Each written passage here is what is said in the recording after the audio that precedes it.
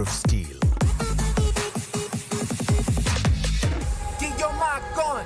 Get your mark on. The strength of metal. Get your mark on. Get your mark on. Go. Get your mark on. Get your mark on. The new Classic Mark III. Get your mark on. I'm everybody's type, but nobody can deny. Yes, you know I get it, I'm getting free. Yeah, I'ma bring the crazy. Get that freaky on. 생겼고 다 같이. Yeah, I'ma bring the crazy. Get that freaky on. 생겼고 다 같이. Girl, 나는 bossy. I'ma be alright, 'cause you know 나는 갑이야. Yeah, I'ma bring the crazy. Get that freaky on. 생겼고 다 같이.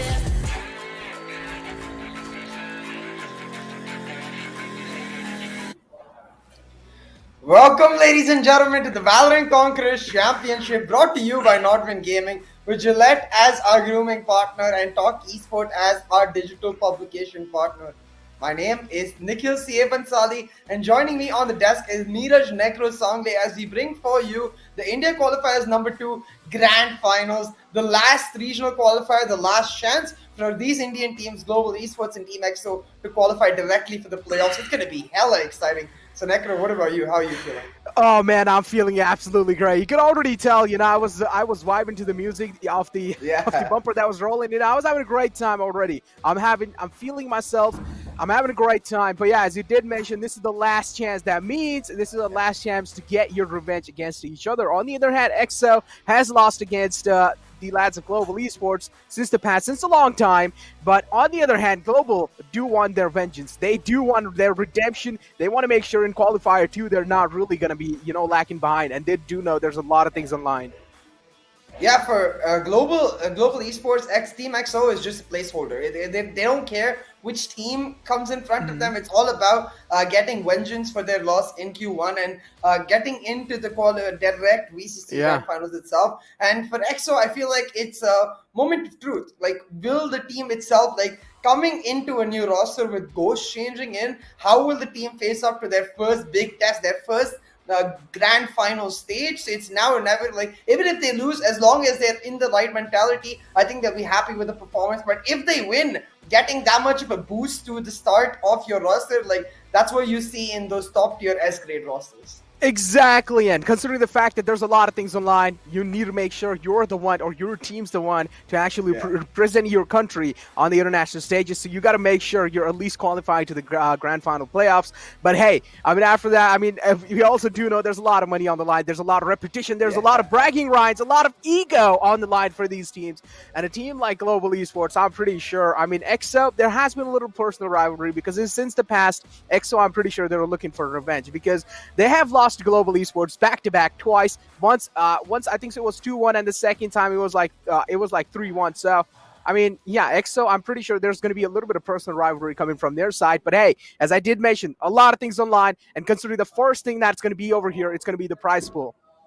Yeah, $33,000 up for grabs, but to even get a glimpse at that, you have to win today. You need to make it to the main event, and then you get to fight for this massive prize pool of $33,000. And maybe you even take away a casual 1,500 if you're playing really well in the main event. So get the MVP slot for yourself. But as you said, everything on the line for these players, it also shows their dexterity with their capability to be able to rise to the occasion in such high pressure scenarios. The player that is able to do that will just take the cake. And I think there are particular players we have in mind. So we'll get to that eventually. But these particular players, what I want to ask you is, who do you think is going to turn out to be a good MVP candidate? Because yesterday it was Rossi and Cali from GE and EXO respectively. But hey, hold on to that before we get to that. The schedule, and as we were talking about Necro, the last regional qualifier, we're going to get started with international action after this from here on out. Exactly. These are the last qualifiers, and then later on, upcoming is going to be the wild card, and we do know it's going to be pretty wild. That's why its name is actually wild card. That's the reason why it's called wild card. But yeah, getting back to the question you were asking, I think so you were asking which teams or which player is going to be the one to actually stand out and be the MVP. Yeah. So, is that a question? Is that a question when you have Rossi in the lobby? I see. All right, for global esports, it's a simple enough one. Yeah. What about Team EXO? What do you think? Team X, so without a doubt, it has to be Excali. But look, now I need to take into consideration Ghost as well. It's kind of a new signing, but yesterday he did not really perform as much as we expected him to perform. But hey, there's the tournament explanation. But yeah, getting back to the convo, he didn't really perform as much as we expected him to perform. On the other hand, if you take a look at the other side, Rossi, of course, he's a banger. I mean, Ghost, he's already kind of uncomfortable on the fact that, okay, he's just kind of signed into the team. He doesn't really know how the team works, how to like coordinate with the team. So it's pretty understandable if he's having a little shaky performance. But on the other hand, I mean, global esports have been with each other since a long time. So team coordination, team synchronization is going to be on point on the other side. Exactly, and that last screen showed you what exactly, besides the money, of course, is on the line. It's the journey towards that APAC Last Chance qualifier, the VCC playoffs. Even getting there is a big achievement, but that itself is just a step in the process of getting to that international stage. And I think for every team, it's about building up to that. It's leading up to it. And as you mentioned, for EXO, it's about how they build with Ghost particularly. Now, taking a look at their journey in this qualifier, Global Esports went the distance, 3 maps to take down T69 and got to the finals, whereas EXO actually 2-0'd Enigma. So the number of maps we expected in both of the series were flipped, which shows the potential sign of weakness to GE and its strength shows strength and solidarity for the side of EXO. I think they will be feeling very comfortable having beat a team like Enigma 2-0 coming into the finals. Exactly. I mean, EXO, yeah, they did beat Enigma, but I still felt like struggle was being shown. Let's be honest, from the side of EXO, a lot of struggle was being shown against the lads of Enigma. But I gotta say, still, I mean, defeating them 2-0 is a massive victory in itself. So I'm pretty sure the morals will be high. Their soul will be pretty much boosted up. You know, their ego will be on the cloud nine. But especially if you do know you're going up against one of the best out there, global esports. So I don't really know if that's going to be your morale is going to be staying high for a long time. Exactly. Like it really is down to which team is able to maintain the camaraderie within them and the morale to a certain level to continuously pull out these nutty plays, because we know these teams are sound tactically. We know that they have really insanely talented players. What we want to see is that next level step. But looking at the player comparison, we got Hellranger and Gops, like both of the leading consistent players of both of the teams, and you can see that in the statistics. Exactly. Consistent players, as you mentioned. And it still does seem like, I mean, Gops had a hell of a day yesterday. That's why he's going to be having a little edge over Hellranger. But still, I mean, Hellranger, got to say, he's the ideal. He has a lot of responsibilities on himself. So it is pretty understandable, you know. But on the other hand, Gops as well, I mean, he's not really far behind. He does quite a great job playing the controller for his team. And sometimes he can also play that flexible role, so which is understandable. But Gops, in the end of the day, I feel like he just has a little edge. Don't you think so? Yeah, Blackhawk's Astra yesterday was like just in another plane. Altogether, he was dominating the field on Haven. And on that note, like considering the strength of Astra on Haven and Blackhawk on Astra, I feel like that will end up being the expected ban from the side of Global. But going on that note, like Lightning Fast and Side Dreams, and for me, like the biggest talking point here is Side Dreams, because don't get me wrong, Lightning Fast consistent as ever. You can see his stats are better, but Sai shifting onto a very different role yesterday, able to maintain his stats at that level. For me, that's a very big surprise, and I'm really excited to see more of that. Yeah, exactly. And considering the fact that he actually stepped out of his comfort zone and started play Sova yesterday, I mean, started the day off on that. I mean, we have seen him in the past just playing Killjoy, you know, so single-handedly relying on Killjoy. Sometimes we've seen him play Sky as well, but hey, the mainly kind of pick he has been utilizing is going to be that Killjoy. But yesterday, so I gotta say, he did quite decent. Even the so I did not really expected him to do so, but yeah, take a look at the audience predictions as well. I mean, yep, audience do also know that there's a higher chance that Global is going to be the one to actually steal it away from EXO. And the same thing goes with the caster prediction. Same thing. I mean, me 3-1, but on the other hand, Painfix is trying to be a little unique, huh?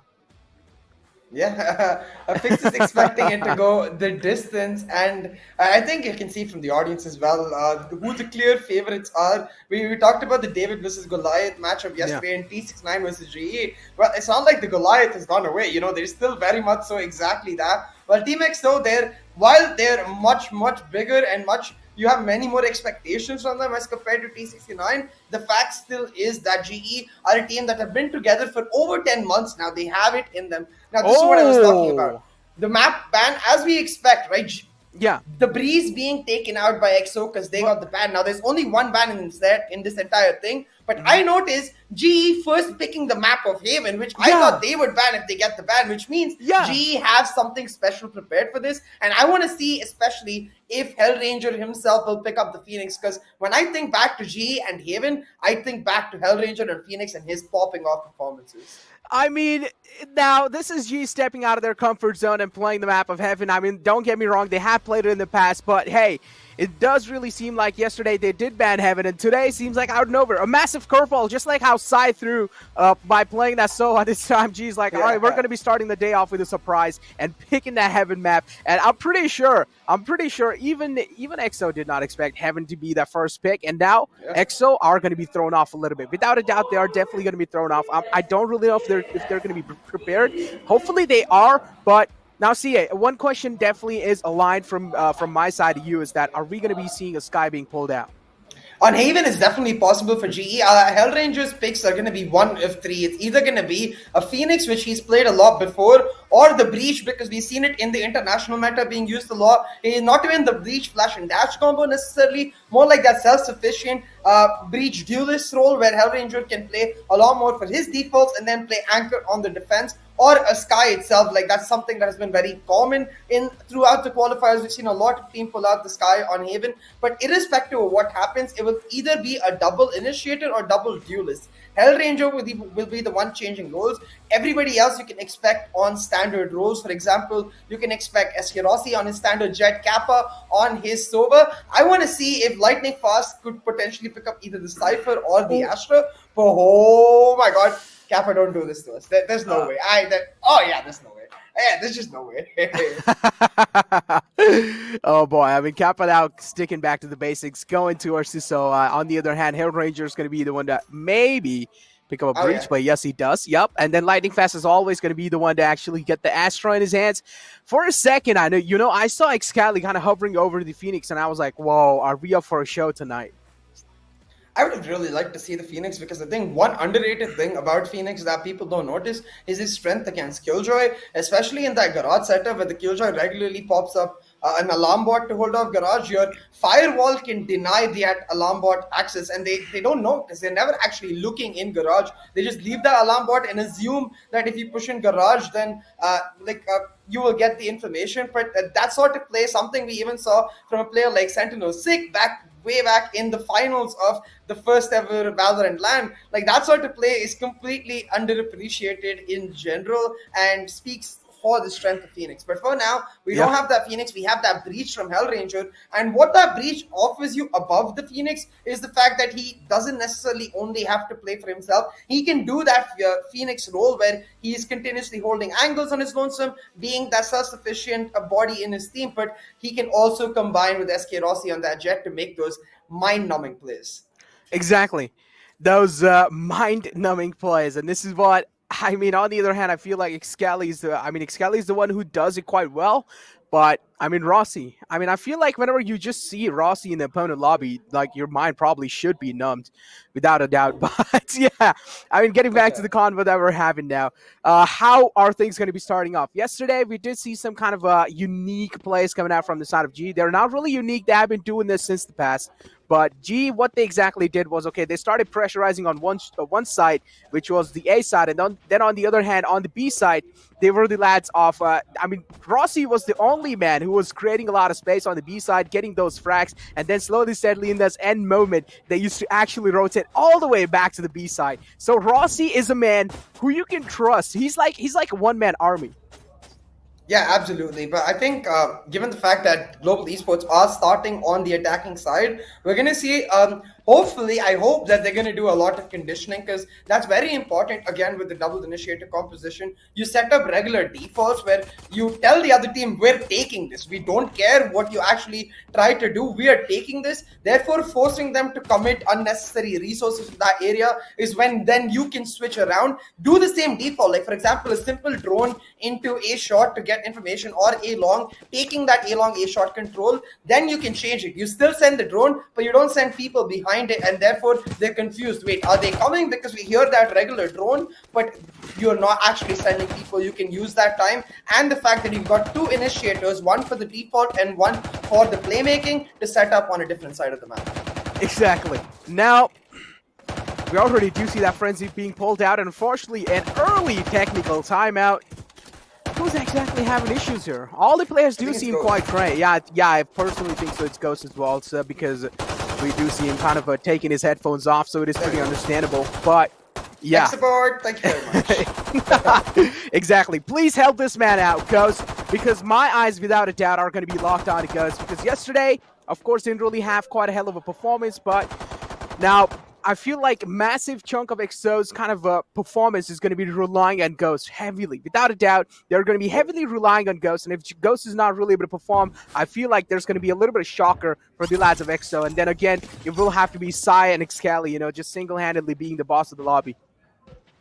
Yeah, I mean, definitely, but it really is up to Ghost, especially since they're starting on the defense against this double initiative composition. The entire idea without those 2 duelists makes it harder for SK Rossi. So if Ghost is able to start off strong, get an operator early, and start shutting them down, then it goes really well. But already, you can see Excali's been feeling himself. He was the MVP of the BO3 yesterday. Already now, with an aggressive mid push, has taken so much control for his squad. He's getting a lot of information. But GE, they've set their sights on A, walked in all the way from A, short, long, they're expected into the side as they get spotted out, but the Sova, Wimp just going to back off, and Excali now in a very dangerous position, not going to check his corners and get punished. Oh, yep, as you did mention, not going to check his corner, gets punished instantly. Rossi, though, look at this man, as always, creating that map control. Oh, no, he missed his first shot. He did realize, oh, no, I'm not really going to be hitting the second one as well. Decides to instantly dash away, and now, again, side controls there also do have the man advantage. Massive chances is that they're going to be able to probably pull it off. But look at that. Oh, that was kind of a questionable blast cannon out there. Oh, no. Hey, Rossi peeks out in the right nick of time. And pretty much is going to be making a lot of work happen. Ghost, though, tried his best to kind of strike in from the back lines. But Hellranger with a massive 3K to start off the day. Hellranger with the triple. I always love when those initiators are getting those kills because it means you get these high impact ultimates charged off sooner. But Excali, come on, my man. You gotta check your corners. Doesn't check the corner and gets punished instantly by skills. And with that, the round is effectively over. Because without that flank, it's almost impossible to retake a side that a breach has got entry to without using anything. They walked in A long, they got free entry into the site, and Hellranger still had everything in his bag to actually play for the post plant. So at that point, it was GGWP, and it looks like Rossi is trying to make it happen exactly the same way this time again. Phantom in his hand, Hellranger going for the full save. He's dedicated to SK Rossi. They're attached at the hips, almost Siamese twins. Wherever Rossi goes, Hellranger will set up, and whoever Rossi kills, Hellranger will have a hand in. I mean, it's just like Rossi all the time goes for a Phantom in the second round, and it single-handedly shows how much confidence this man has. In general, you know, he just knows that he's not really going to be taken down. Even though he's playing Jet, he's kind of like a tanker in the team, right? He just straight up goes inside. He's the one to actually take the bullets first, but unfortunately, he doesn't really take it. He delivers the bullets, and this is what is really the best thing about Rossi. They're actually looking to drop down. Rossi, on the other hand, you cannot really challenge a straight one-on-one fight against a man like Rossi, especially when you're on an eco. And this is what exactly I was saying. Up till now, EXO is getting completely destroyed because this was their eco round, but the upcoming round is going to be the deciding round.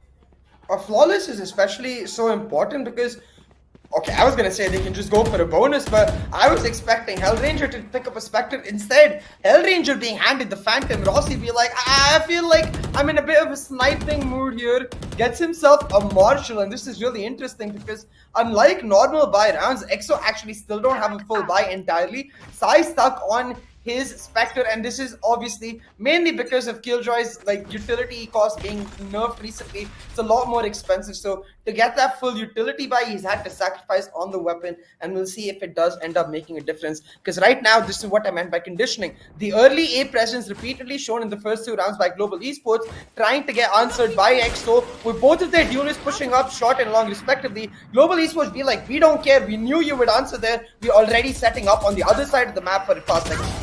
Oh my god, look at that. Even though he's getting tagged, he's still peeking out and delivering for his team. Gets tagged another time, and oh no, I feel like that's just might be it. Yep. Oh, that's great kind of to actually force him out of his position. But here we have Global again. 3 lands are stick. Oh, that was quite close. He has been hit, goes down to 49 HP, making sure that he's not really going to be peeking out the same angle next time. If he does, he's going to get tagged again, and that would be a little bit of a problematic situation. Now, EXO needs to realize they also do have a man advantage. Both of them are concussed. This is absolutely huge. Yep, the opening frag will be found. The opening third has been found. On the other hand, oh no, Ghost is getting tagged over and over again, and I'm pretty sure he's just going to get drive-byed, and yes, he does. It's a 2-on-2 situation. On the other hand, he also does have a Rolling Thunder available. That means he's probably going to be utilizing it to actually secure that post plan in their hands. Excali slowly, steadily moving in from the CT side. Let's just see what they have for us. Very safe plan set up. Hellranger trying to take out the recon, but Kappa not swinging on time to save him. Meaning Excali makes it 1v2, but Kappa still manages to take Wimp down. And so far already it's a successful eco, but Kappa looking for the clutch. Clutchma online! Kappa will find the kill. A beautiful flick to secure a 3-0 lead as Global Esports throw down the gauntlet. They say, bring on Haven, we'll show you how we do it. Let's go. Clutchma, as you did mention. Wow, I mean, what a way. G already starting the day off with a banger. Absolutely well played from both these sides. Even though they had a man disadvantage still, I mean, they did manage to even things out. And then in the end, he also did have a Rolling Thunder. Now, keep this in mind. They do have a Rolling Thunder available. Now, the only thing we don't really know when they're going to be utilizing, I feel like utilizing it in this round wouldn't really be that valuable because the entire team is kind of on those light buys, so if you're going to be utilizing the Rolling Thunder in just those kind of eco rounds, I don't really feel like you're going to be getting the maximum value out of it. Yeah, absolutely, and they have it ready now. The eco of Team EXO is broken, and Global Esports are just waltzing in. They walked in from A long. They used a bit of utility down A short, but they got the entire site. Barely any flashes invested, and SK Rossi going on further, looking for the hunt. Spotted, drops right there, and Blackhawk goes down. Sai last man standing will be taken down by Kappa. That's another flawless round picked up for Global Esports. They are not making, like, I would say they're making a joke of Team EXO right now, but it's no jokes. They're pure business right now. They're so serious and so damn precise. GE just wiping the floor with Team EXO in the first few rounds. Yeah, the good part here is that they're not single-handedly relying on Rossi this time. Each and every single player is stepping up, including Kappa, including Lightning Fast, and I mean, skills, we do know this man has to be like one of the best like supporters out there. Back in the day, if I'm not wrong, Skills used to actually play the Omen. He was quite a great Omen, not gonna lie. Like, he used to make some insane outplays happen. And I still do remember some of his outplays, and I actually do try to copy them. But hey, I mean, that's why Skills is there on the professional level, and that's why I'm not really playing right. Definitely. Oh, that's spam! A bit of Casticus perhaps on Skills as he gets stacked out real low. But the Rolling Thunder set up, and because it's a box now, the entire side stunned. But Lightning Fast, he's gonna enter. Excali holding on strong. The op angle so strong for the Reina. Finds a double and uses the dismiss to get himself out of there, causing the bait for Ghost, who finds one and will be taken down, but instantly traded for Sai. Skills will find one, but at 10 HP, there's not much he can do. Sai will take him out. That's the first round picked up for Team EXO. And the biggest issue with this entire approach is if you're going to be going for the Rolling Thunder, then your Jet needs to be dashing into sight, not default. Because you see SK Rossi, he's dashed in, but he's stuck around the default Radiant Knight boxes. With that Rolling Thunder, he needs to try and take backside control. But hey, finally, with that being said, they have got a first round in their hands, so I mean, at least they should be looking great for now because the momentum shift finally, I feel like they have managed to stop it, but again, it doesn't really matter because Global is going to be having a lot of money to buy. Take a look at Hellranger. He still has so many credits, and I'm pretty sure he's going to be at least feeling himself for this round because still, I'm expecting some risky peaks being taken from the side of Global Esports because this is what they're really known for. Absolutely. Once again, like this is where I have to bring back the topic of conditioning. You see, in the first few rounds, Global Esports heavily prioritized the A side. They then shifted their presence onto the C and the mid area, trying to take garage control. Now they're playing much more standard defaults, leaving the alarm bot to mark C side aggression because that's where they've been most recently. They expect the aggression to return back from EXO, and this time actually taking slow A long control. Now, this is something that EXO needs to change. Repeatedly, Global Esports are able to just get free A long control, and because EXO feel confident playing on the retake. They think they're doing the right thing, but it's not actually it, because GE, once they've got that side, they still have a ton of utility in the Sova and KJ to play on the post plan. So if you give free control like this, the Breach just gets a field day, setting up everything for SK also to get in. As it did mention, he'll pretty much get a free. Oh no, Goff peeks out in the right nick of time, but it doesn't really matter. Rossi's there to try things out, and yep, he's going to be single-handedly clearing the entire side with the help of his teammates. But yeah, I mean, it's still a 2-on-3 situation. EXO is looking quite shaky inside this round, but they still do have a Cosmic Divide available. That means in the retake, it's going to be quite useful. But take a look at this, a curveball being thrown from their side. On the other hand, you do see that Breach rotating all the way around from the mid, and look at Lightning Fast. Oh no, just playing with their food. We did see a little bit of trigger discipline coming in through. But now Lightning Fast, I mean, it should be pretty obvious that he's, on that link there, and unfortunately, Rossi's going to be the one to sweep out the ground.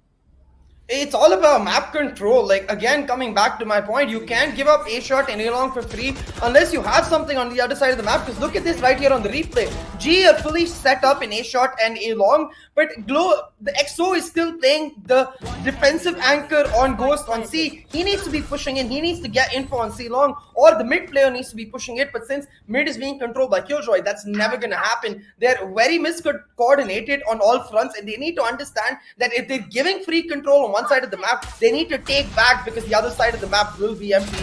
Now the gravity well timed perfectly with the stun. Wimp gets caught out trying to set up a lineup. Wimp, I know for a fact that if you watch the same average Jonas videos I do, there's a better lineup for that. You can't be in that position, my man.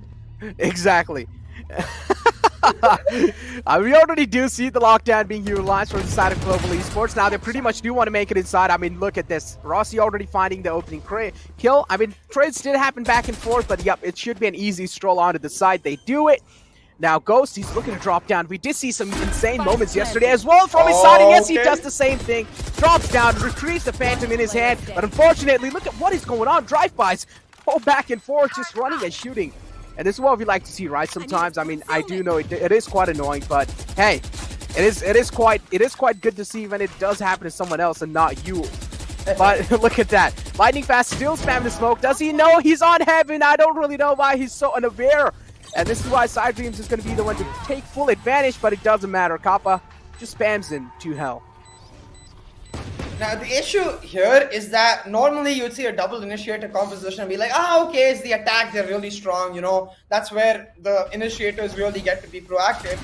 The issue is that the other side of that conversation would be when they go to the defense, they will get a little weaker because they don't have that second duelist to frag out. That's no longer the case because of Breach's recent buffs, where his animation is so much faster with his equipping the flashpoint and coming back, or even equipping the fall line and coming back, that he can effectively play as a pseudo duelist on the defense, anchoring down a particular area like the way a Phoenix would. Now Ghost trying to go for the aggressive peek, but Rossi gets into his face. Oh my He's god! That jet tape coming in as Rossi clears out Garage by himself, reminding me of Baby Bay. This is a Baby Bay move. Just dash Garage and kill them.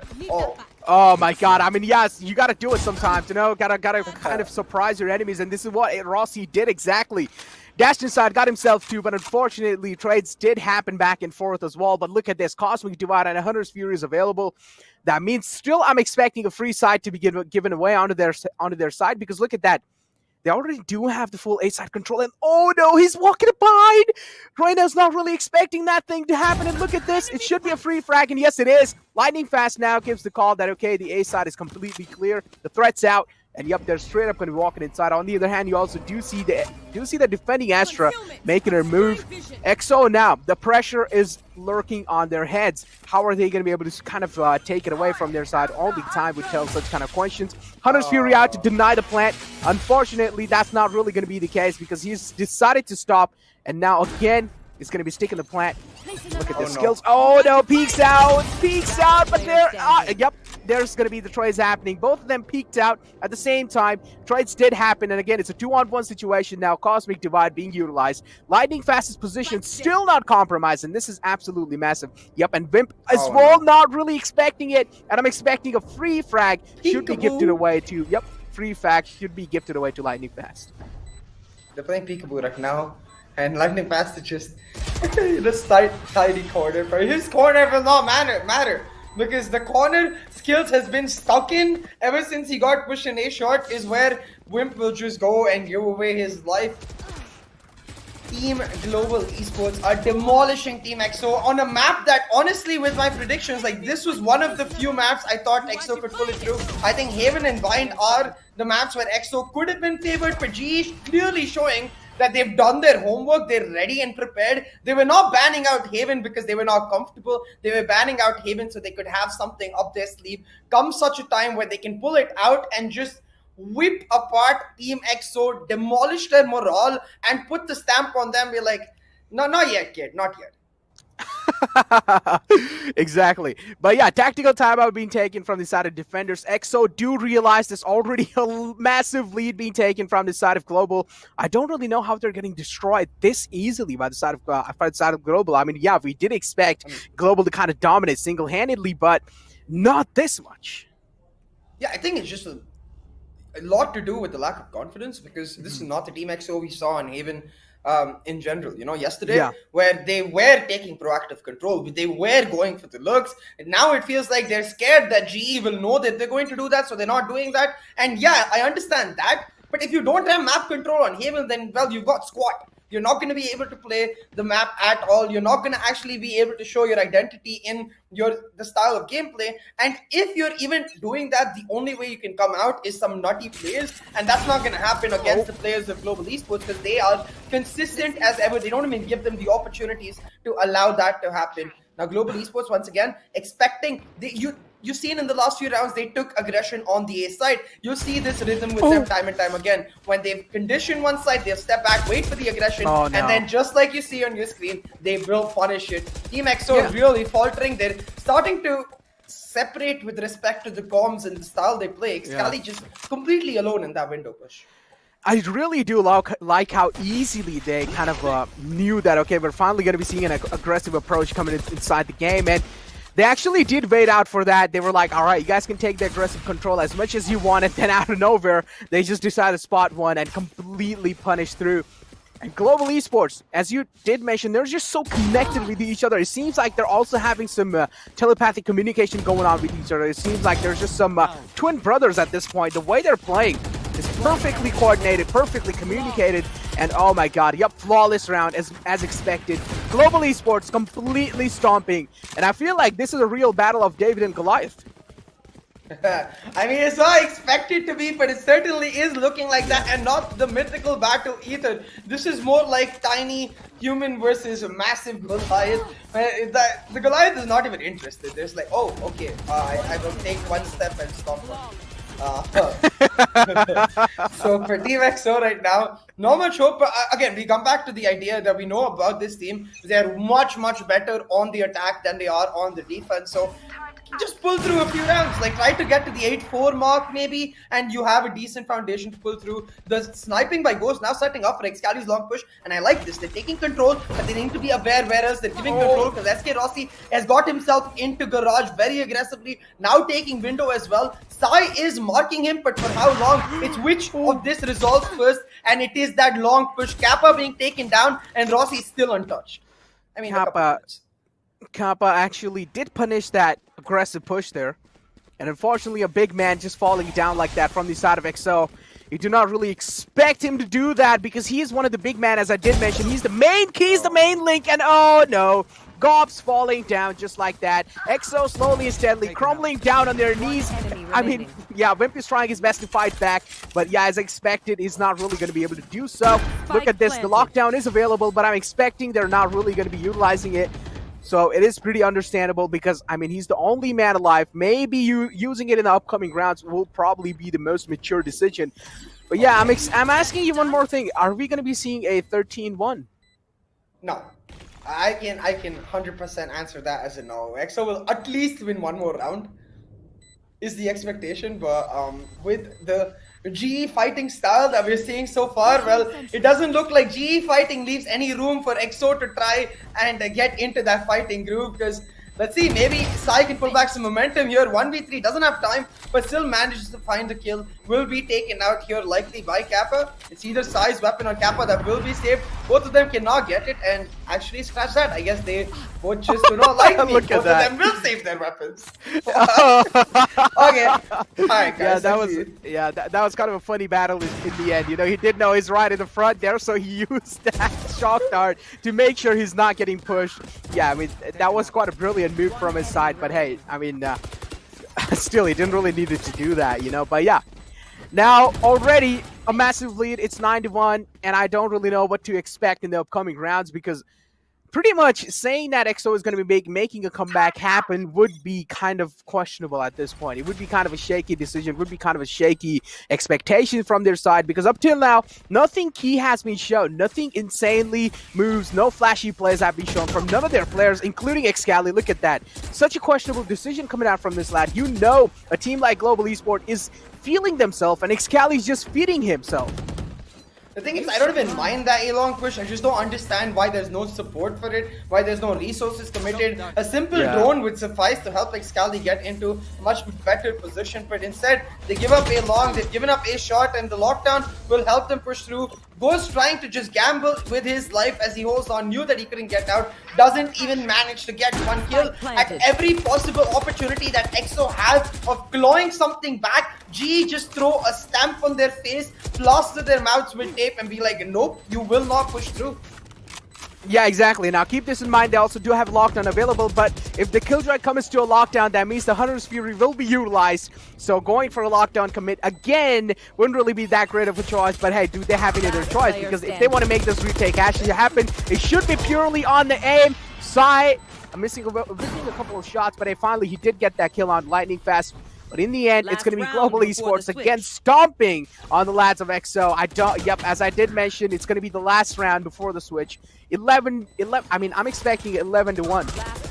It's just, where is the tacticality, EXO? It's as simple as finding pivots and win conditions to play around. A very simple example, hey, Global Esports keep taking free A control. You know what? Let's play the Killjoy anchor on C and Garage. We'll have one player cover B, and then we can triple stack A, make them force a lot of utility early, and then back up. You don't even need to get a kill. As long as you trade that utility really early and back up, then when you come through with that Killjoy ult on the retake, even if they trade with the Hunter's Fury, you have the utility advantage in your flashes to push through and execute a clean retake. These basic things EXO is not exhibiting, but they're trying to make a change happen. Towards that C-long, both of the duelists, Ghost and Excali, have gained a lot of control. Now Ghost is going to reset himself, join his team while Excali stays on that lurk, but with skills marking him, Excali is going to have to hit some naughty shots to actually get some value out of his lurk. As you did mention, he will need to hit some insane shots. Up till now, he hasn't really been able to do so. He's always getting shut down. Excali, his aim isn't really working. On the other hand, he have the man that we expected to actually play really good. The Cosmic Divide was there to kind of deny any kind of pushes, but it doesn't really matter. Oh, Rossi with the final life actually connects it. Gops was trying to step himself up, but unfortunately now he will be shut down. Look at that, Rossi, he does realize there is a turret in the front line, so he is getting spotted out by that. But again, he does have the Blade Storm pop, so I'm expecting a lot of aggression from his side. And this is exactly what it's doing. Oh my god! He gets a 4K. He's also going to be destroying that lockdown. And what's going on? Yep, Excali onto that flank as expected. He's going to be stepping up. But Kappa just driving by, just running and shooting all over the place. And Excali did not really expect such kind of an approach. But that was an ace for Rossi. You should have let him take it. God, that was nuts, and now he's not gonna let SK Rossi take the ace because SK Rossi is no longer SK Rossi, he's 4K Rossi. What are these shots? And it's just these tiny things that make me feel so good about Rossi, because if you notice when he's pushing into the A-Link area from the ace side, he's peeking a wide angle. I say this so much, I've said this so much in the other regional qualifiers.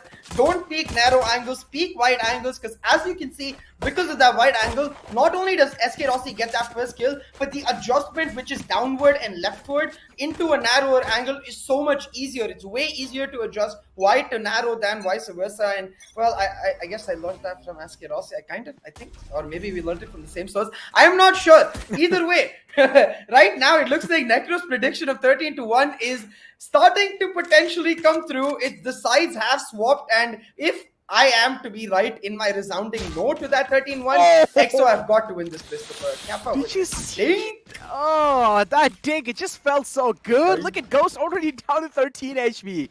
Oh, what can you do with only 13 HP, Ghost? Unfortunately, they don't even have any Sky or Sage to actually heal him back up. So, yeah, Ghost, again, a stumbly start for Ghost. I'm expecting Ghost to just kind of be that meat shield for the team to actually make the entrance happen in the side, and this is what he's doing right now.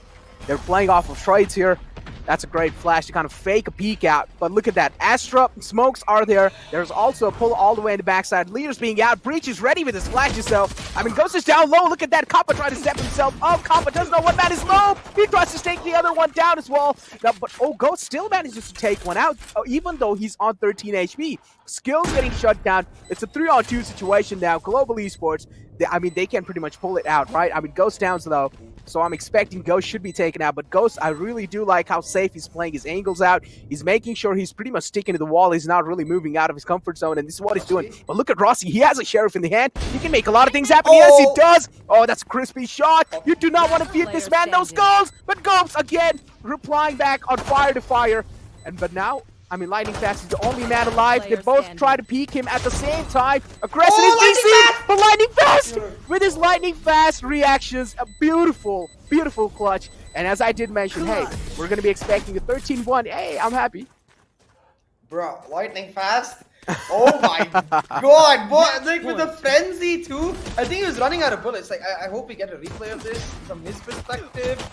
We'll see in a second. But as you can see, a standard A-side push from the side of Global Esports. As you mentioned as well, it was down to Ghost because of which they were able to pull it off. But right here, Lightning Fast, I guess faking. Yeah, no, he actually has to go for the reload. Ran out of bullets, so in that reload time, making sure he stays safe. And that's such a nerve-wracking moment where you're like, vaccine, get inside, get inside. Able to get it in, and through the animation, find an instant headshot, just clutch out the pistol round, looking for that 30 to wide. Rossi with a quick second shot takes out blundering Gops right there. Controller down for EXO, and it looks like Necro, your prediction is on its way. Global Esports are stomping on Team EXO right now. Stomping is a less word at this point. I don't even know what can describe this kind of a moment. They're completely melting them down. Does that sound good? I mean, it's like you're sitting in a heated room, and at the same time you bring in ice cream. You know how fast it actually melts down. That's like that's kind of the same thing happening here. But yeah, getting my head back into the game outside from food. But yeah, here we have Global again. Now trying to stop. C-Long approach is pretty much expected, and yes, this is what they're going to be doing. Rossi missing the first shot. Yep, connects the second one as expected. Try to connect the third one as well. He's just not scared of that recall. Look at that. He's getting tagged at the same time. Peeks out. Skills, I mean, yeah, he's trying to fight back. But hey, one last man alive is down low. EXO, pretty much the hopes are given away. Wimp getting tagged again. And yep, as expected. Defenders win. Global Esports threw down the gauntlet with the first map pick of Haven. They're like, you think you banned out our comfort in Breeze? Just hold on, bro. Let me show you how we have got it planned. Throughout the Haven real early, EXO be like, oh my god, we just hit a golden egg. We got a good map for us in the first round of the series. Bam! 30-1, Global Esports just slapping them with a reality check hard in their face. Be like, not even close, not even on the same level. And I have to give props to Global Esports for the way they just took over the entire match, because you can see for EXO, it wasn't just the confidence falling down, it was the communications. Like, EXO did not look like a team that they have in the past in the semifinals, or even back in Q1. There was no proactivity. When there was proactivity, Excalibur would just randomly be like, okay, this is compy, we've lost, let's press W and have fun. Yeah, and as we did mention in the past as well, this was kind of G stepping out of their comfort zone. At the same time, I feel like this was kind of a challenge from the side of G. They were like, okay, you guys like Heaven? We're going to be picking Heaven, and we're going to be destroying you on Heaven. On the other hand, I mean, it has to be one of the EXO's, kind of favorite map, Heaven, without a doubt. But yeah, now the upcoming map is going to be Ascent, and I've seen EXO play on Ascent. They're quite phenomenal. But we still never know the way GE just stomped them. I mean, stomp is pretty much a less word. I don't really know what can describe that kind of a performance against a team like EXO. But I'm pretty sure at this point, even EXO did not expect this. The thing is that G is going to carry over the exact same composition into the second map, and EXO are still going to be in the exact same place. Albeit, yes, Ascent, a much smaller map, so much easier to control power points. It's not like Haven where there's 1, 2, 3, 4, 6 huge power points for you to worry about. Ascent pretty much only has 4 at max, like 3 I would say, if you count mid as 1, or if you count like actual mid and catwalk different, then maybe 4. But other than that, A main, B main, I think EXO will find themselves a lot more comfortable in that map. But that's also where GE are just as comfortable. Like, you have to remember, the Breach and Jet combo goes back to the days of beta, of this combo being one of the strongest on Ascent itself. Like, EXO, there's a lot to talk about, but it's very hard to find an actual solution for them without them actually stepping up, because this is not the EXO we looked to in the semifinals. This is not the EXO we were expecting in the finals. Yeah, and it's like nothing much can be said, right? Like, even if you try to point like flaws out, you're going to be finding a ton of them inside the game if you try to analyze it. Like, as you did mention, the team just didn't really seem connected at all. Like, solo peaks were being taken. In the end, it really felt like they were not really even relying on those utility utilization on point. And in the end, it did really seem like they were trying to make those aim duels happen, as you did see Excali, just trying to try peek the A-long angle, which was quite questionable because he already knew that he isn't really having the day of his life, so maybe try and play in the back lines and play with your team would be the best thing you can do. But still, he was making those dry peaks happen. But what are your expectations going forward on the Ascent? I mean, it's like a game of chess where you have to have a ton of starting moves on your playbook to actually become a pro player. Like, for me, for example, I like the Queen's Gambit a lot, so I do that. But randomly, once in a while, if you're not the white player and you're the other side, you have to react according to what they're going to do. You need to learn all of the opening moves, and it feels like EXO haven't. They learned 1 or 2 defaults, and they came here, and they just get slapped by GE, because EXO are lacking in fundamentals. As you said, when you go back to analyze the game, you'll find a ton of mistakes, but they're not even like the mistakes that you'll be analyzing. You'll be like, why aren't they doing this basic thing that it's not even that they haven't done before? They have in their previous games where they are confident. They make these proactive pushes happen. They even sometimes take Sai along, take mid control for themselves, and then they hold. But that hold was never there, or the push was never there, or the coordination was never there. Whenever something happened, it felt like EXO forgot a crucial step along the way. And because of that lack of that crucial step, the calculations, well, they just didn't add up. Look at the stats as well. The highest skill they have is 10. Oh my god. I mean, that's miserable right there. But, I mean, first bloods of 2. On the other hand, none of them do have any kind of first bloods. Ghost, a man who was expected to pop off again, isn't really able to do so. He only has 5 kills on his hand. Side Dreams on 6. Excalibur is 6 as well. Now, the man that we really expected to pop off, if Ghost is kind of suppressed down, I expected Sai and Excalibur to kind of step themselves up. Gops is there to always kind of deliver the consistency out there. But still, somewhere down line, I mean, Gops was doing his best. He was trying his best to kind of hold on. But if his team isn't really working with him, like, what is he supposed to do, right? On the other hand, Global Esports just seemed so confident. Just in overall, they were just looking really confident, really dominant, and started the day off with a banger. So, I mean, expected they're going to be ending the day off with a banger as well, right?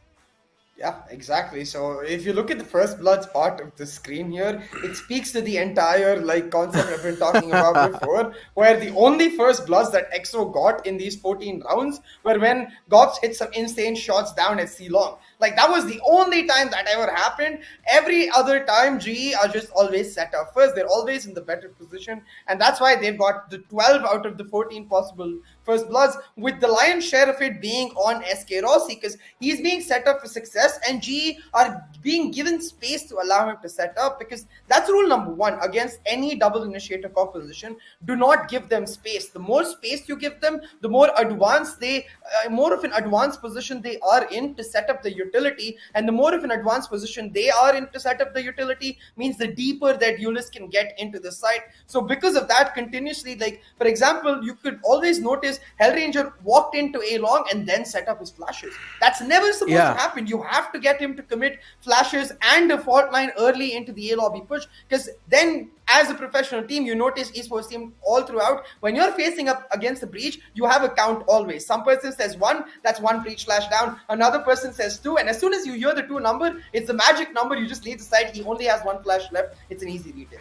Exactly, and even one funny thing I noticed on Global Esports socials is that how they kind of warm up before the game start. You know, they just listen to the music, they just vibe, dance around together, and it really, it's just like it's quite good to actually refresh your mindset. You know, try and reset it before actually you are going to be getting your games, your heads inside the game. My bad, but yeah, I mean that's just what I really noticed, and in the end, it seems like that kind of a method really does work out. Yeah, definitely. We'll see if it keeps working out with the next map, because for now, we're going to take a small break after this map and set ourselves up for map 2 of this Grand Final series. Don't you go anywhere. We're in for a long haul for sure. The power of steel. Get your mark on. Get your mark on. The strength of metal. Get your mark on. Get your mark on. Go. Get your mark on. Get your mark on. The new Classic Mark III. Get your mark on.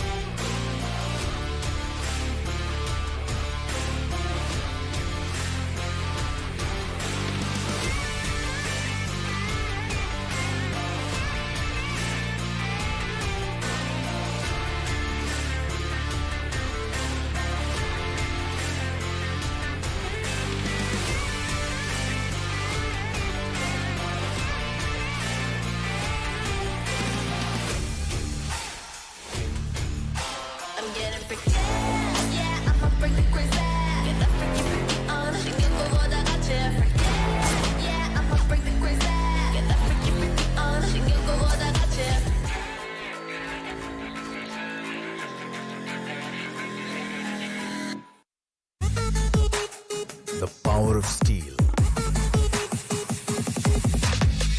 Get your mark on. Get your mark on. The strength of metal. Get your mark on. Get your mark on. Go. Get your mark on. Get your mark on. The new Classic Mark III. Get your mark on. Welcome back, ladies and gentlemen, to the Valorant Conquerors Championship, brought to you by NODWIN Gaming, with Gillette as our grooming partner and Talk Esports as our digital publication partner. My name is CA, and joining me is Necro today here on the English test as we bring for you the grand finals of the last regional qualifier. Yes, it's India Qualifier number 2, and it's Global Esports and Team EXO vying for a spot through the qualifier for the VCC playoffs. Now, GE, they kind of just demolished EXO. I think even that is a bit of an underestimation. So I'm not really sure how to describe it. Let's just say GE won one map, and hopefully EXO are thinking that too, because the morale is going to be down for them. Yeah, I mean, at this point, they just got a rocket start for themselves, right? Yeah. Straight up rocketed through and completely smurfed in that previous map. And now I don't really know what to expect in Ascent. Now, Ascent is the pick of EXO, so I'm at least expecting EXO to kind of change our minds here, to kind of show us at least a close game. I mean, if you're not really able to kind of get those rounds, because getting yourself one round isn't really that great. Let's be honest, we're trying our best to not sound biased here, but there's just nothing much to talk about EXO. yeah, other than if we go and try to search about the past, but I mean in today's day, EXO hasn't really done anything special. But take a look. Yep, as you did mention, Excali kind of hovering over to the Phoenix. Oh, are we going to be seeing the OG Excali back? Please do it, Excali. The Phoenix is so much better for the team to coordinate around, especially on Ascent. There's so many gravity well plus Molotov combos, like the hot hands combos from Phoenix, to get a lot of damage on them, because GE are definitely going to be locking in their same exact composition. They can delay for as long as they want, but that's no surprise. I really don't want to see the Reyna, because the Reyna isn't as great an answer to the Breach as compared to the Phoenix. The Phoenix has a lot more tools to stop the onslaught of the Breach. He has the Molotov. Oh, never mind. All right, Excali. Excali gonna go back to the comfort zone. And see, this is what I'm saying, right? The basic idea is that in terms of execution, it's very simple for the Phoenix. So, for example, he sees Breach flash through the wall, just the flash initially popping up. Even if he gets flashed, all he needs to do is back up and set up a flash of his own, and that delays them. Setting up a firewall delays them. Throwing out a hot hands delays them. What does Reyna have that can delay them? One teeny leer, and everything else dependent on if your team and you get a kill. That if is absolutely ridiculous when you're facing off against GE, because they'll just eliminate it altogether. Yeah, I mean, as you did mention, Phoenix in general has a lot of uses. His wall kind of helps you to make an entry inside the site. At the same time, he has a Molotov, he has a Molly, like which people call hot hands. So, and at the same time, he also has flashes. So Phoenix is kind of a duelist which can be utilized as a second duelist, which can be utilized to kind of play on the bases. But on the other hand, now Excali going again in the game with Reyna and Jet. I feel like these two duelists are kind of those primary duelists you need to have in the team, but if you do have a second duelist, and especially if you're getting stomped this hard, I feel like going for the Phoenix would have been a better choice. This is going to be EXO on the attack. So they're definitely starting this map in a much more comfortable place. They are much more comfortable on the attack. But right now, EXO, they've taken mid control and trying to push in B main. But it's perfectly contested by Skills and Lightning Fast. Pushing in aggressively. Skills gets another. And EXO now trying to answer back as they come in through market. They get two of their own. But the B main control held by GE is key. Because now SK Rossi and Hellranger coming in as they pincer down EXO and take them down piece by piece. Even though Wimp gets one, the fault line and the flashes are just too much. With just 10 HP, SK Rossi, with the help of that flashpoint, will take them down. Secure this pistol for Global Esports. And EXO, you're going to have to be very careful about your coordination in moments like this. You have mid control, yes, but you need to talk to your team at B main. Like, what's going on? You can't push in until they actually get in. Dude, that Jet and Breach combo is just so good all the time. Like, even if you want to make those aggressive peaks happen, no matter in defending side as well or in the attacking side, you can always heavily rely on that flash peak with that Breach. And especially if you do know that, okay, there is a Breach in the enemy team, you need to expect it that all the time, wherever the Jet is hard anchoring on a side, you need to expect that there is going to be a flash popping out anytime soon. But, okay, a little bit of egoistic peak, I would say. A little bit of egoistic peak without a doubt, but gets punished instantly. On the other hand, those skills still manages to kind of dink someone out. Unfortunately, that was the Reyna. She's going to be healing herself back up. Aggressive positioning has already been found. Kappa tried to retaliate back in style, but instantly got traded out. Excali is the one to actually strike back. But hey, a force buy coming in huge for the lads of EXO. And this is the sort of adaptation I want to see. The force buy is perfect because they're like, you know what, guys, we understood the mistake we made in that last particular round. We're going to run that strat by again with this teensy adaptation where our B-main players are now aware that there's a possible push from the side of Skills and Lightning Fast. If they're giving away mid control, GE, that's their smart call. Like, that's this logical call. If you're giving away control on one side of the map, you need to take it back on the other. And GE tried to do the same thing on B-main this time, but EXO are ready for it. GE not expecting the Spectre in the hands of Sai. Lightning Fast get punished, and after that, it's just one domino after the other as EXO deny the momentum for GE. They pick up the round and the economy lead, and Gobs continuing that forward, rallying for EXO their strength as they try to pull this map back. Wow, blind spam finding himself a kill, already opening the fray up. This is going to be absolutely massive. Now, one lad has already fell down on the side of Global Esports. They were already kind of on a shaky start here because Global did kind of win the first one, but then instantly lost the second one, which is way much more important. But Now look at the position that Hair Ranger has for himself. He finally does manage to take Gops out, and this is where he's not really going to be stopping. He's still going to be making those aggressive peeks happen. Rossi again on that Phantom. I just got to say, this man has such a confidence, and all the time he actually does make it work. Phantom now is holding that close angle, making sure his position isn't really being compromised unless they're committing inside the side fully. That's exactly what's going to happen, because they're trying to use the mid control that Ghost has. But if you notice, that mid control now, the position of the alarm bot has changed much more. Oh my god. So they're trying to deny the full push in, and SK Rossi playing on that perfectly. The jiggle and then the spam through the default Radiant Eye boxes to get the kill. Hellranger uses that as the contact to swing through and get another. And now the aftershock just to buy himself some space. Did not need to go for the peak, but at this point it doesn't matter because time is running out, and Kappa has got all the information in the world. The Stinger Spray, not the greatest, but he's bought them the few seconds they needed to secure the round. And with that, XO, they've lost the round and they've lost their positions, trying to hold on to Market and Pizza and their guns. They are able to do that. Ghost picks up another, and the door not going down. I mean, XO saved their weapons, but Global Esports pick up the round. And all of this, again, back to the defaults. Like, if you notice, again, Global Esports get that aggressive Sova push in towards B main, and Hellranger is playing that self-sufficient breach role where he's using the flashes and the utility for himself down at A shot. If anyone comes in, he can flash and run or flash and peek. This allows SK Rossi to be much more flexible in his approach. He can play defensive angles on the side. He can go for the early peek with the help of Hellranger, and these sort of options what GE has is what elevates their composition and gives them an advantage. Killed my bot. Exactly. Still kind of setting themselves up here. The Spike is leaning heavily towards B side. Intentions does seem like they actually want to flood inside the B side, but again, they also want to make sure that they're making those astonishing plays happen. And how are they going to be able to make these kind of plays happen? At the same time, you can see Ghost. He's already managed to find himself an entry up mid. The Astra is slowly and steadily trying to follow him up. Excali tried to find himself an entrance, but unfortunately, he got denied instantly by that Astra smoke. Still now, Ghost, slowly and steadily, isn't really comfortable to actually push inside, but he's doing the same thing. He has managed to sneak up till Market, which can be absolutely huge if no one expects him to be there. The recon poke gives a ton of information to Global Esports. If they're trying to just hold on to their crossfire, it's really down to who is going to break this Reyna. Lear, it has to be either Kappa or Lightning Fast, because Skills does not need to reveal his position this early. The board will not even reveal him, and Kappa with just a stinger causing so much damage. The utility now delaying their push in, but they need to commit because they're running out of time. Once again, EXO trying to run down the clock, but it works against them. The utility from this Killjoy just so damn good at being able to hold them on. Now all of their presence dedicated onto the first lane. Lightning Fast himself picks up a triple as Kills is like, bro, you guys were supposed to be the bait for me, not kill my kills. What? Skills, I mean, he had a perfect angle in the logs there, worked it out with his teammates. His teammates were doing a great job distracting the enemies that were trying to flood inside the site. Unfortunately, Ghost in the Market wasn't really able to make a lot of value happen.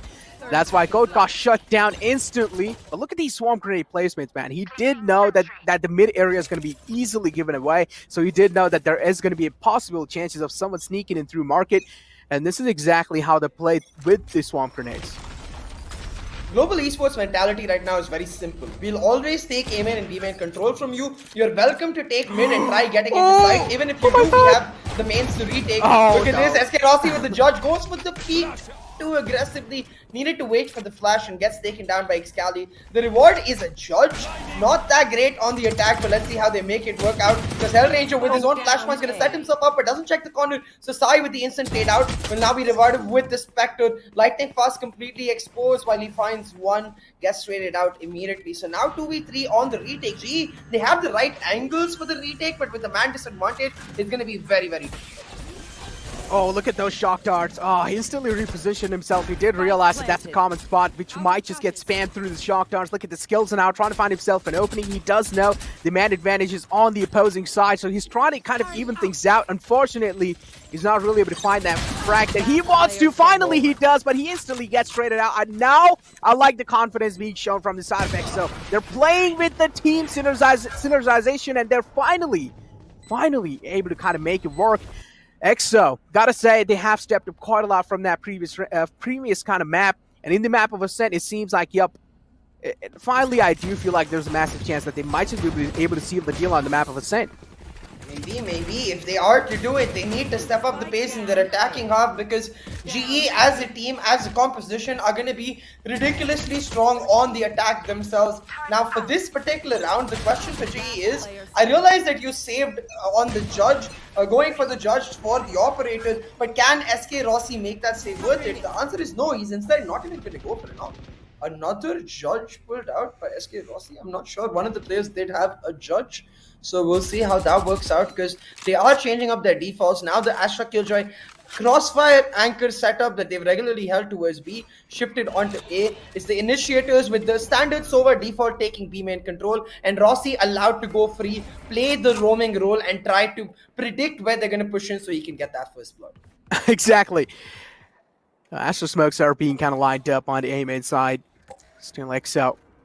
Trying to play things out a little safe. They do not want to make sure they're being a little too aggressive on this side. But hey, Lockdown finally being committed at the same time. Side Dreams decide to back off.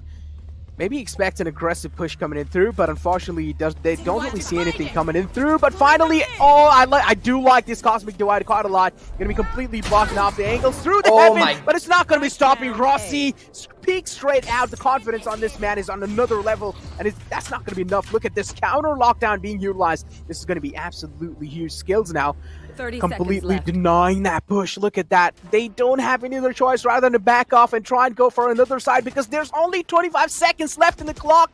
They decide to go for the B side in the last nick of time. Rossi's waiting for them. He's just waiting for them to greet inside. He's welcoming them single-handedly, one by one. He's down to 61 HP and still he's able to deal so much damage. Just imagine what kind of show he can actually put on. Now the last two lads are near tiles. And yep, saving call probably has to be one of the best calls that should be made in these kind of moments. This is like giving a college math student some basic high school calculus to solve. EXO going for the standard rotate. Like, it's obvious that's what any, like, compy team, for example, like, if this defender Killjoy lockdown comes down, I'm like, yeah, team, go rotate. And G is expecting that. They had the cover of the Cosmic Divide EXO, which sort of muffled the voices of their audios going towards the rotate. But G, like, we don't need the audios. We know that that's the likely step you're going to make. So I would have liked to see EXO just hold on to their angles because they had really nice control. They could have just gone back into A main, gone back into A short, and then held those angles for aggressive pushes from GE, because GE were in a position where they had to check for info. Walking into this site without any information from EXO flips the tables, where GE is happy to play those defensive angles and have EXO walk in and flip the lack of information into an advantage for them, where the attacking team isn't able to actually pounce on GE not knowing where they are. So EXO, all I have to say is, while the start was nice, like the opening, the Cosmic Divide, as you said as well set up. The mid-round calls, not the greatest. You need to expect a textbook team like GE, an efficient team like GE is going to have somebody on the other side when they've set up the lockdown. They're going to read that play. Exactly, and that's why as soon as the lockdown was being placed, you saw Rossi instantly making the rotation all the way onto the B side, and he was there to greet everyone. He was there to welcome them, and they just straight up flood through the gates of the market, and he was just waiting there, standing there, holding his crosshair down, and they just straight up walked into it. Let's see if EXO can bounce back. We keep talking about how important this attacking half is. Now they've gone for the first buy, so this round extremely crucial if they are to push back and rally through some momentum for themselves. Now they're taking mid control. It's actually Gops, Blackhawk, being very aggressive, leading the charge with Ghosts behind him. Very interesting setup. The Astra on the entry and the Jet being like, okay bro, I carry Spike, I play. Look at that. Finally, Rossi being shut down. This should be a massive sigh of relief for them. Sai is going to be the one to shut Rossi down. So, sigh of relief. Okay. Try to kind of connect the dots there. Hey, finally, Side Dreams kind of stepping himself back up. Gops did spot Head Ranger out. Unfortunately, he wasn't really able to take him out the game. So, Gops does realize, okay, committing for that full kill wouldn't really be a good decision. But still, Head Ranger, he is a warrior. He's not going to be backing off, even though he has only 10. Yep, as you did mention, he also does have the Aftershock available, but I feel like he's just waiting for the right opportunity. He's waiting for the right time, the right moment to strike in. Up till now, Head Ranger's doing quite a great job creating that anonymous factor in the game. Now, is he going to be expected? Yes, he is. Straight up flicks onto him. Excali's going to be the one to put the final bullet in Head Ranger's chest. Yeah, I mean, I guess he just doesn't want to reveal his position. And with 10 HP, he knows that even if he gets some value, it won't be worth the price of the ability going down, which he has to buy again. So it just saves the ability and saves his gun. And XO, very nice. This is what I want to see. Like the idea that we were talking about this a lot on Haven, where you have to be proactive early and then in mid-round, just try to hold for a second, try to get back some information, and more importantly, deny information to the defenders. So what you see they did here is they hold on to B main and A main aggression while they take mid control. Once they take mid control, they force GE in a position where GE knows that XO have got mid control, so they need to try taking back on the other side of the map. And when they try, XO are ready, XO are expecting it, and they punish it beautifully. Able to pick up that kill onto Rossi, opens up the floodgates for a B-side entrance, and on the back of that, they pick up the round for themselves. Now trying to play the same default, but this time they got A main completely unchecked. Thankfully for them, GE are playing a triple stack defensively on A main. So right now, XO with both B main and mid, this is an easy side push into a Sova and Astra. XO should be able to pick up this round. XO should be able to pick up that round, but look at that. Aldron just revealed a lot of intentions. He had the Odin going in, but unfortunately, he wasn't really able to make it go brrr. But on the other hand, Lightning Fast is there on side. He kind of punish any kind of pushes happening. Unfortunately, he's not really going to be able to do so. As you did mention, it's going to be an easy side take. Straight up just stroll inside the side, get the side control for themselves. But keep this in mind, the Rolling Thunder is available on the breach, and the Jet is also utilizing her Blade Storms. So we do know Rossi's going to be the man to do so. So I'm expecting still a massive comeback to happen anytime soon, because now the man advantage have been evened out. Things are evened out. Head Ranger is going to be the one to actually flash inside, and that's when Rossi will probably be dashing in as well. And this is exactly what's happening. Look at that. He tried to create himself a little bit of angle, but unfortunately gets caught off guard by Excali. Yep, as you did mention, Bot, that's kind of a questionable move coming from his side. A little bit of desperation being showed. But hey, finally Ghost stepping up as well. He's going to be sweeping the grounds. The one final man who was standing skills being shut down. I recognize the move he's trying to do. It's something that Den's pioneered, where he sets up the cloudburst right in front of him, but just as the cloudburst is being thrown, he looks towards the left. So as the cloudburst is forming, like a millisecond before it's completely formed, you get a tiny peak on your left that your opponents do not. It's like a mini one-way. It's not a one-way in that sense. It's just a one-way, like a one-time one-way, where you get a one single peak and then you use that to take off their head. But Rossi, I understand you're a god and all, but Tense's reaction times, that too on a LAN tournament, are just on another level. Replicating that move, definitely harder than it looks. So fair enough, I'll give him props for trying it out. But XO is the team we need to be focusing on, because they are rallying back. They're adapting, and that's what I feel gives me so much more relief, because we didn't see this on Haven. Right now, XO are understanding the style of gameplay G is bringing to the table, and they're switching it up. But look at this, the Rolling Thunder set up. Rossi likely to dash in if this goes through. Exactly. For now, Rossi again. Look at that. With that aggressive push, was able to find one, but unfortunately, he's not really going to be converted into second up. Got shut down, got traded out instantly. Head Ranger was there to back him up. That Rolling Thunder being invested, that was a massive investment. Nothing much really being found. Unfortunately, gotta say, that was a little waste, because not a lot of value being found. On the other hand, oh no, peek straight into Excali's crosshair, and of course he's going to be punishing Hellranger out. That's a great recon, going to be revealing Lightning Fast's position. Unfortunately, he steps back in the right nick of time. Excali now, all the pressure's on his hands to actually make the entry happen. Look at that, really well-placed smoke by the Astra, which is going to be Lightning Fast from the backlines as well. Side Dreams pushing in on the heavy angle. Now Lightning Fast is getting surrounded from all the angles. Nothing much can be done. Kappa, he does have the Hunter's Fury available, but I feel like utilizing it in this kind of a time wouldn't really be that great. Yeah, he just needs to try to find a couple of exit frags, but he's going to get spotted out right here as he gets out of the window from Garden into Heaven. The turret revealing his position, and the spams will make sure that he can't even think about pushing back. Now, Global Esports, I really don't understand why we haven't seen an operator yet from SK Rossi. I understand you have the Breach and Jet, and you want to play for aggressive control, but Rossi's operator is always a win condition for your team. It's something that we always see him defaulting back to, and if you're not bringing out the operator on defense, it begs the question then why aren't you at least trying to contest mid? We've seen a lot of setups between the Breach and Jet, where the Jet comes from mid, the Breach comes from catwalk, and they set up the flash and dash combo for the mid lobby. A 1-for-1 trade, Kappa gets a little bit of damage but gets instantly taken out. So EXO, they don't care. They won 3 rounds back to back now. You can see the moolah is stacked on every single one of these players, while GE, they're going to have to go for an eco as they only will be able to afford semi-buys in this round. This aggression of GE getting answered again and again, and I like the idea initially. A-main, B-main control, always a great thing to have on Ascent, but when EXO are expecting it, why not shift your focus towards mid? Try to surprise like maybe Blackhawk in his slow look.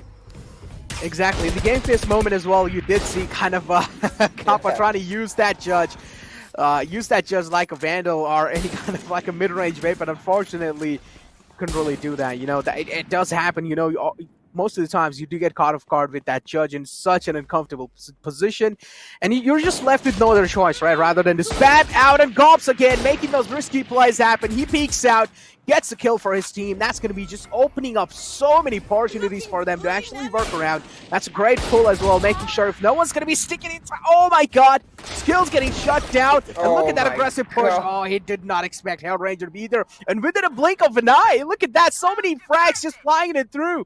And Rossi as well, it seems like on the A side, he's just being a mountain. He's not going to let anyone surpass through him.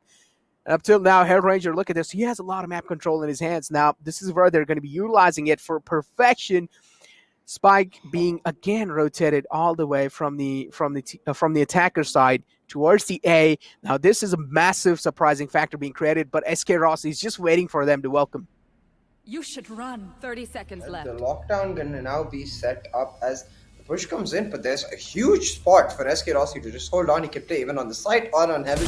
Just going for the peak, but scopes out at the wrong moment. Still manages to survive with 1 HP, but he cannot peek out, is not detained. Goes for the peak anyways. Needed to try and play for time there, but with SK Rossi going down, the site is now open, a 2v2 in the cards. Ranger going for the peak, almost off time, but the flash comes through to save his life. He takes out Whip, knows exactly where Sai is, but the turret coming up huge on that low health, lightning fast. The aftershock to flush out Sai from the generator. Hellranger with the triple kill will pick up the thrifty clutch for the side of Global Esports, pushing back against the momentum. This round is huge because with the last 3 rounds back to back, and given the way this round started, it looked like Team EXO was on the perfect run to try and close off this first half with a lead. That's exactly what they need, a lead, because this Breach, you can already start to see his strength in those mini skirmishing type interactions. Imagine what happens to that when he actually goes onto the attack, when SK Rossi is free to keep dashing in the way he did on the match. Player standing. Exactly. Now, again, this was a perfect kind of defense being shown from the side of Global Esports. It's 5-5. The scoreline's pretty much tied up. And Rossi, it seems like this time he's going to be making those aggressive peaks happen. Oh, that's a great pull. Rossi, unfortunately, he's getting pulled in. But yeah, he's not really going to be able to kind of do as much damage as possible. On the other hand, though, Excali, that's a great tag, forcing Excali to move out of that way. But Rossi, look at this. This has given him so much map control. But on the other hand, you also do see those Astra trying to play as much as tactical as possible because they're trying their best to utilize those utilities to support their duelists. Yeah, and I really like the setup change from the side of Global Esports. They play the solo A Breach because they have the lockdown ready to push through on the retake if they need to, and the solo A Breach will always maintain catwalk and garden control for you. So now they're going to use that present to take back mid control because they understand that A is being given away, and this sort of map awareness from Global Esports is phenomenal. They understand, hey, A is going away, we need to shut down a mid lurk so we can regroup and now retake easily. The Hunter's Fury was being utilized to stop any kind of plans happening, but it doesn't really seem like today it's going to be the case. Cosmic Divide being utilized. That's a great Cosmic Divide, but it's just really... Okay, well, a counter Hunter's Fury there to actually destroy the lockdown. SK Rossi, though, a little too late to the party, so he's not really going to be able to save the lockdown in time. But unfortunately, now SK Rossi's on that massive flank angle. This is where he's trying to help his teammates out. Last 2 positions have been compromised. Rossi's there to back him up. He does have Phantom in his hands. He's trying to play as safe as possible. Yep, and as they Oh, he has mentioned, the time. last player standing, and yes, does he? Oh yeah, yes he does. He yeah. pretty much has more than enough timing, but this might just be close. Oh, is it gonna does, be really close? He does. Oh my god, 0.12. That was really close. But hey, Rossi again coming in clutch, Last round just in like the half. Superman, and saving the day for his team. There's this tiny indicator on the spike where when it first starts showing the white sparks, that's when you've run out of time. So maybe you get to notice on the replay right here when SK Rossi takes them off, right after he starts it, the sparks coming off. So with only 12 milliseconds to spare, SK Rossi gets the defuse and keeps me safe in my belief that I know when the spike is about to blow up. But right now with that round, Global Esports, they pick up the lead, and with the lead, they are looking very comfortable coming into this round because not only do they have the eco advantage, but once again they can play a similar setup, play on the retake because they've got that Rolling Thunder online now. The lockdown was invested the last time around. Once again, that same B main Sova drone default to get them that B main control, but this time Kappa on the judge. This is not going to be something Exo are expecting. Exactly as you did mention, Kappa on the judge. This is not what they're going to be expecting. And yes, Kappa just straight up firing on. He gets himself those frags, and look at that beautiful placement of Shock Dart. And within a blink of an eye, entire EXO just getting wiped out. And Switching yep, this sides. was the final round of the first half. And now finally we're moving in the second half. That means Global Esports will be on the attacking side, and the entire lands of EXO will be on defending. And let's see what EXO is able to pull off now. Down B. Hellranger at the end be like, hey guys, I'm tired of giving pep talks outside of the game, so I'm just gonna let rip the breach. Rolling Thunder be like, let's go, and that's your pep talk for this first half. Now just please go and kill them in the second half. Global Esports though doing beautifully, where EXO rallied back. Their understanding was, hey, Global Esports keep taking A main and B main control, so what is the natural response you expect from Global? They switch up their presence towards mid, but they do that only for a couple of rounds. They instantly go back to their A main B main because I think they start realizing that as soon as EXO notice that they're shifting their presence to mid, they will try to attack A main B main again, and they take that control with the default they've done throughout most of the rounds, that drone coming through with the B main. But what they do, instead of pushing forward, they set up a contact swing where the bait in that B main player, the Killjoy, causing a lot of issues, therefore meaning all the attention towards B main. Nobody is checking the immediate narrow angle that Kappa was holding down with the judge. Got 2 kills for himself, and after that the utility just rained down to mow down EXO and get GE into the second half with a lead. Breach, Sova, Jet with a lead on the attacking side. I have to say, this is starting to look very, very scary for Team EXO. Yeah, this is definitely starting to look very, very scary, and I personally don't really want it to be a 3-0. No, I want the show to be continuing on. You know what kind of person I am, right? I do want the show to be actually, you know, maximum entertainment. I want the viewers as well to be entertained as much as possible. So, yeah, I definitely do not want a clean sweep here. So I'm expecting the lads of EXO to actually pick the pace up on the map of Ascent. So far, they're trying their best to do so, and yep, they're successfully able to do so as well, but trades are happening back and forth. Global Esports as well, replying fire to fire. This is what I really like to see. And look at that, Excali now decides to back off. That's quite a great decision. It's a 4-4 situation. 75 is the scoreline. Global Esports do have an edge over the lads of EXO. Something needs to be made happen by the lads of Excali here. So I don't really know what Excali has in his mind. He's just trying to play the situation out a little safe and sound. But you can see on the catwalk, you also do see Rossi just holding on. And now again, it seems like a little fake rotation was given away, but no, instead, they're already going to be rotating all the way back onto the B side, and Rossi's there on the catwalk. That means it's his priority. It's his job to actually try and create as much as ruckus as possible on the A side. And they make the mid-round rotation a little early. Normally, you would expect around 45 seconds, but this time they make it around a minute so that even if this B approach fails here, they can go back on Rossi and fast rotate through mid and get to A. But right now, they're fully committing onto this side. They picked up the alt top, but look at this. This is what I was talking about. They make that early rotation in the mid-round because now, as soon as they sense that the presence has been rotated from the defenders back into B, Rossi moves forward, starts lurking aggressively, picks up his first kill to deny the rotations, and Global Esports comes back. Oh my god, the lead from Global Esports are on another level altogether. They're spinning EXO around like a fiddle. They're playing with them like they're a yo-yo. Yeah, exactly. I mean, they're spinning them like a fidget spinner. It's kind of like a five-headed play being made from the side of Global Esports. They're just so good when it even comes to that tactical approach. At the same time, that aggressive approach in the game. They do have a little aggressive nature, but hey, converting that aggressive nature into tactical, this is what something Global really is good at doing inside the game. Skills, though, unfortunately getting dinked up, but it doesn't matter. Hellranger and Kappa are there to kind of support him from the back lines, stepping it up and getting the second half first pistol round in their hands. That means the falling up round will also be in their hand. This should give them a decent amount of lit, and also at the same time, this should give them a massive sigh of relief, because now the close calls were being made from the side of XO. They're not really going to be happening anymore. I mean, on one hand, I want to say it's so easy to read GE, because as soon as I saw them making that rotation around the minute mark, I was like, these guys are not going to commit to B unless they get free kills. They're just going to end up coming back to A. But at the same time, I want to say I get to see everything on the screen, so I know how hard it is for XO to actually predict GE, because this is a team that has everything calculated. Trying to predict a team like that, even though you know what they're going to do, you're always going to be a second late, and GE will bounce on that second. They will capitalize on their benefits and pull through. But look at this. Right now, it's XO with the right lead. All 5 members stacked up onto A for both of the teams as GE try to set up and execute, and XO try to pull up 50.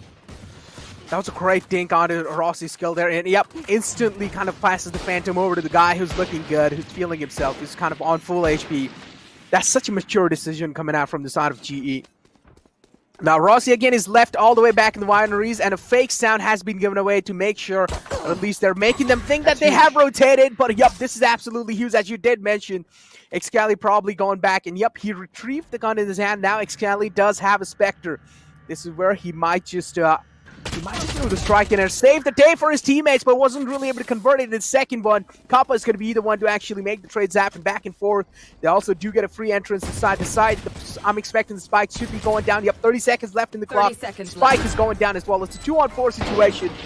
Now, again, XO is looking quite decent, because they do have a man advantage. On the other hand, Global Esports, the way they have positioned themselves, look at Lightning Fast's position. If he manages to wrap all the way around from heaven, all the way to the flank lines, that's a great shot from Psy Dreams. But okay, Psy stepping it up this time, stepping the pace up. You can already witness so much confidence that is being shown from the side of XO on the map of Ascent. This Thrifty is all credit to the IGL of Team EXO. The read was perfect from them. Expecting an aggressive A setup by the side of Team Global Esports, because that's usually what GE do in rounds where they won the pistol and they assume they have the weapons advantage. Because of that, they try to stack up and get that round over quick so that they can play on a bonus immediately after and minimize the loss of weapons by going together. But GE themselves right now, they're not going to give up. They're going for a forced buy here. 5 Spectres and Light Shields versus effectively a full buy from EXO, because they've got all heavy shields and a couple players on the Phantoms even. GE risking a lot on this particular buy, because if they lose this round, then EXO get a free ride to even Stevens on the scoreline. That's a great shot though, but Sidream's not really able to find the second one. Unfortunately, the entrance has already been found. Look at this aggression being shown from Rossi. Try to flick around, but unfortunately he's not really going to be able to connect the flick. So Excali is going to be the one to convert that or make that kill happen. Ghost stepping himself up as well, making those kills happen back and forth. That's a great... Yep, look at Astro saying too easy. And EXO, it seems like they're able to stop the momentum being shown from the side of Global Esports flawlessly up till now. They're doing a great job keeping the lads of Global Esports on their toe in the second half. And yep, they finally make it happen again. Excali coming in huge this time. Yeah, EXO really starting to step up the pace. Not only are they winning the rounds, but they're winning the rounds with minimal damage done to them. So their eco is building up, and that means that Ghost will get his hands on an operator. If not in this immediate round, the round after that where GE are going to have the buy. This round, GE just likely to go on the eco, where they have a couple of sheriffs for themselves, and EXO therefore a free opportunity to make it even Stevens on the scoreline. Sai has even picked himself up and Odin trying to get that early poke damage in towards B main.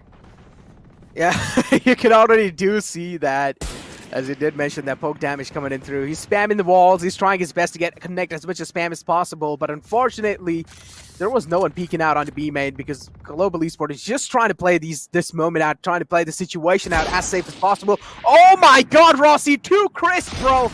to Chris, but unfortunately, okay. He's Oh my God, Spike Gops down. single-handedly shutting down entire push coming in on the short side. And look at that. I mean, Catwalk's area pretty much is now controlled by the lads of Player XL. standing. Yep, getting another one, and I'm expecting him to go for an ace. And yep, this is what he's going to be going for. But instead, Skills isn't really willing to do so.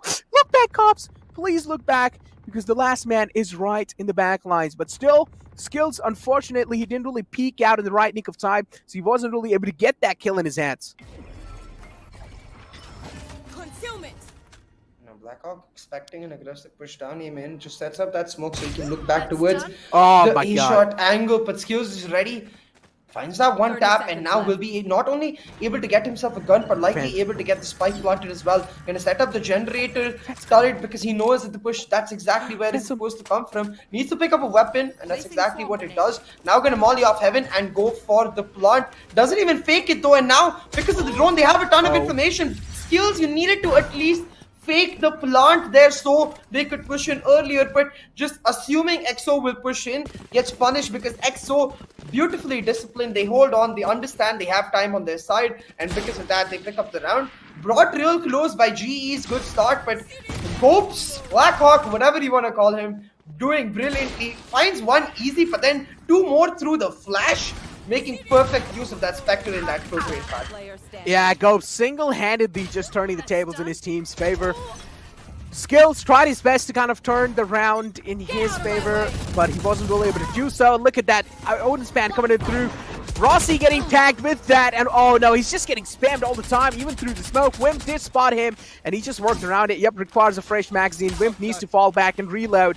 This is what he's going to be doing. So the B-side entrance is already being found. You all can already do see Hell Ranger has made it in. He's also planting the spike. Spike has been planted 8-8. The scoreline's looking pretty equal.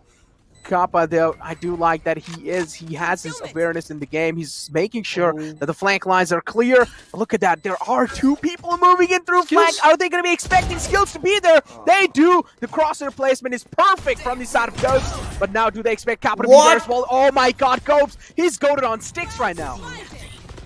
The Cosmic Divide is well coming down to shut off the Bota's angle for Lightning Fast, holding on for dear life in this switch. Cubby finds one, and the second is perfect onto Ghost, buying a lot of time for Hellranger to go off on the rotate. Now on the stairs, he'll find Gope jumping down, but is not able to track to perfection. Doesn't find the skills, but has not enough time. 1 second was all they needed, and Hellranger and Lightning Fast working in perfect synchronization to make it happen. Let's have a look at the game face moment because there's so much to break down. Like, Skills' flank is key because that buys a lot of time, while Hellranger is using the aftershock towards the defender's side spawn connected to delay. While he's doing that, Lightning Fast holds his position, and then Hellranger backs up, and Lightning Fast, the second kill especially on that defender's side spawn area was key. Because of that, Hellranger gets to push up into stairs, play along that lines, force both of those players to deal with him first before they even think about defusing, and that buys them enough time to find the clutch, to find the win and the lead here in this map.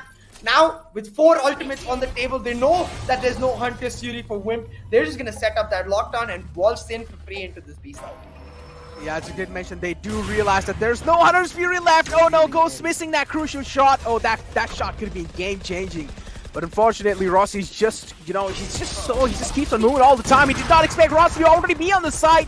Rossi just creating such an astonishing factor in the game. Always just too quick on his feet. Oh, getting tagged through the wall there. The Cosmic Divide being utilized. This is absolutely perfect. I do like this Cosmic Divide as well. But on the other hand now, look at this. Oh, Rolling Thunder also being used. Oh my God, no! What is going on? Look at that. Side Dreams now finally back to his senses.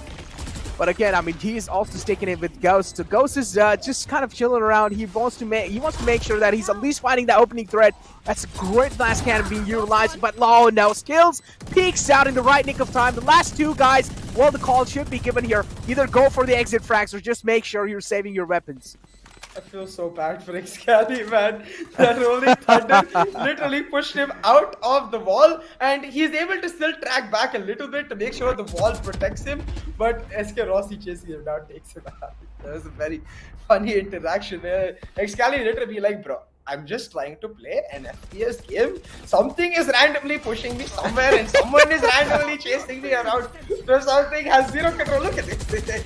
He still managed to able to get back, but he's stunned, and SK Rossi finds it easy to push in, take him out. And with that, double digits achieved for Global Esports. I kept talking about how much more stronger their attack is going to be, but so far, I will say the teams have been quite even. In this second half, it's a 3-3 scoreline. We started off at 7-5, and now we're at 10-8. So right now, even Stevens for both the teams in the second half. And as long as it keeps going that way, Global are happy because they will be able to maintain that 2-round difference for the win. So right now, they're taking a timeout to evaluate their approach. And I think a lot of this because of the fact that in the last few rounds, they've been relying on ultimates to help them get through. They now realize that without those key ultimates, they're going to have to go back to defaults. So the discussion here is going to be, what defaults are we going to inhabit? Where do we expect the aggressive push from Team XO? Because Team XO are sure to make the aggressive push happen. It's those rounds where they've got map control aggressively, proactively, is those rounds that they've won.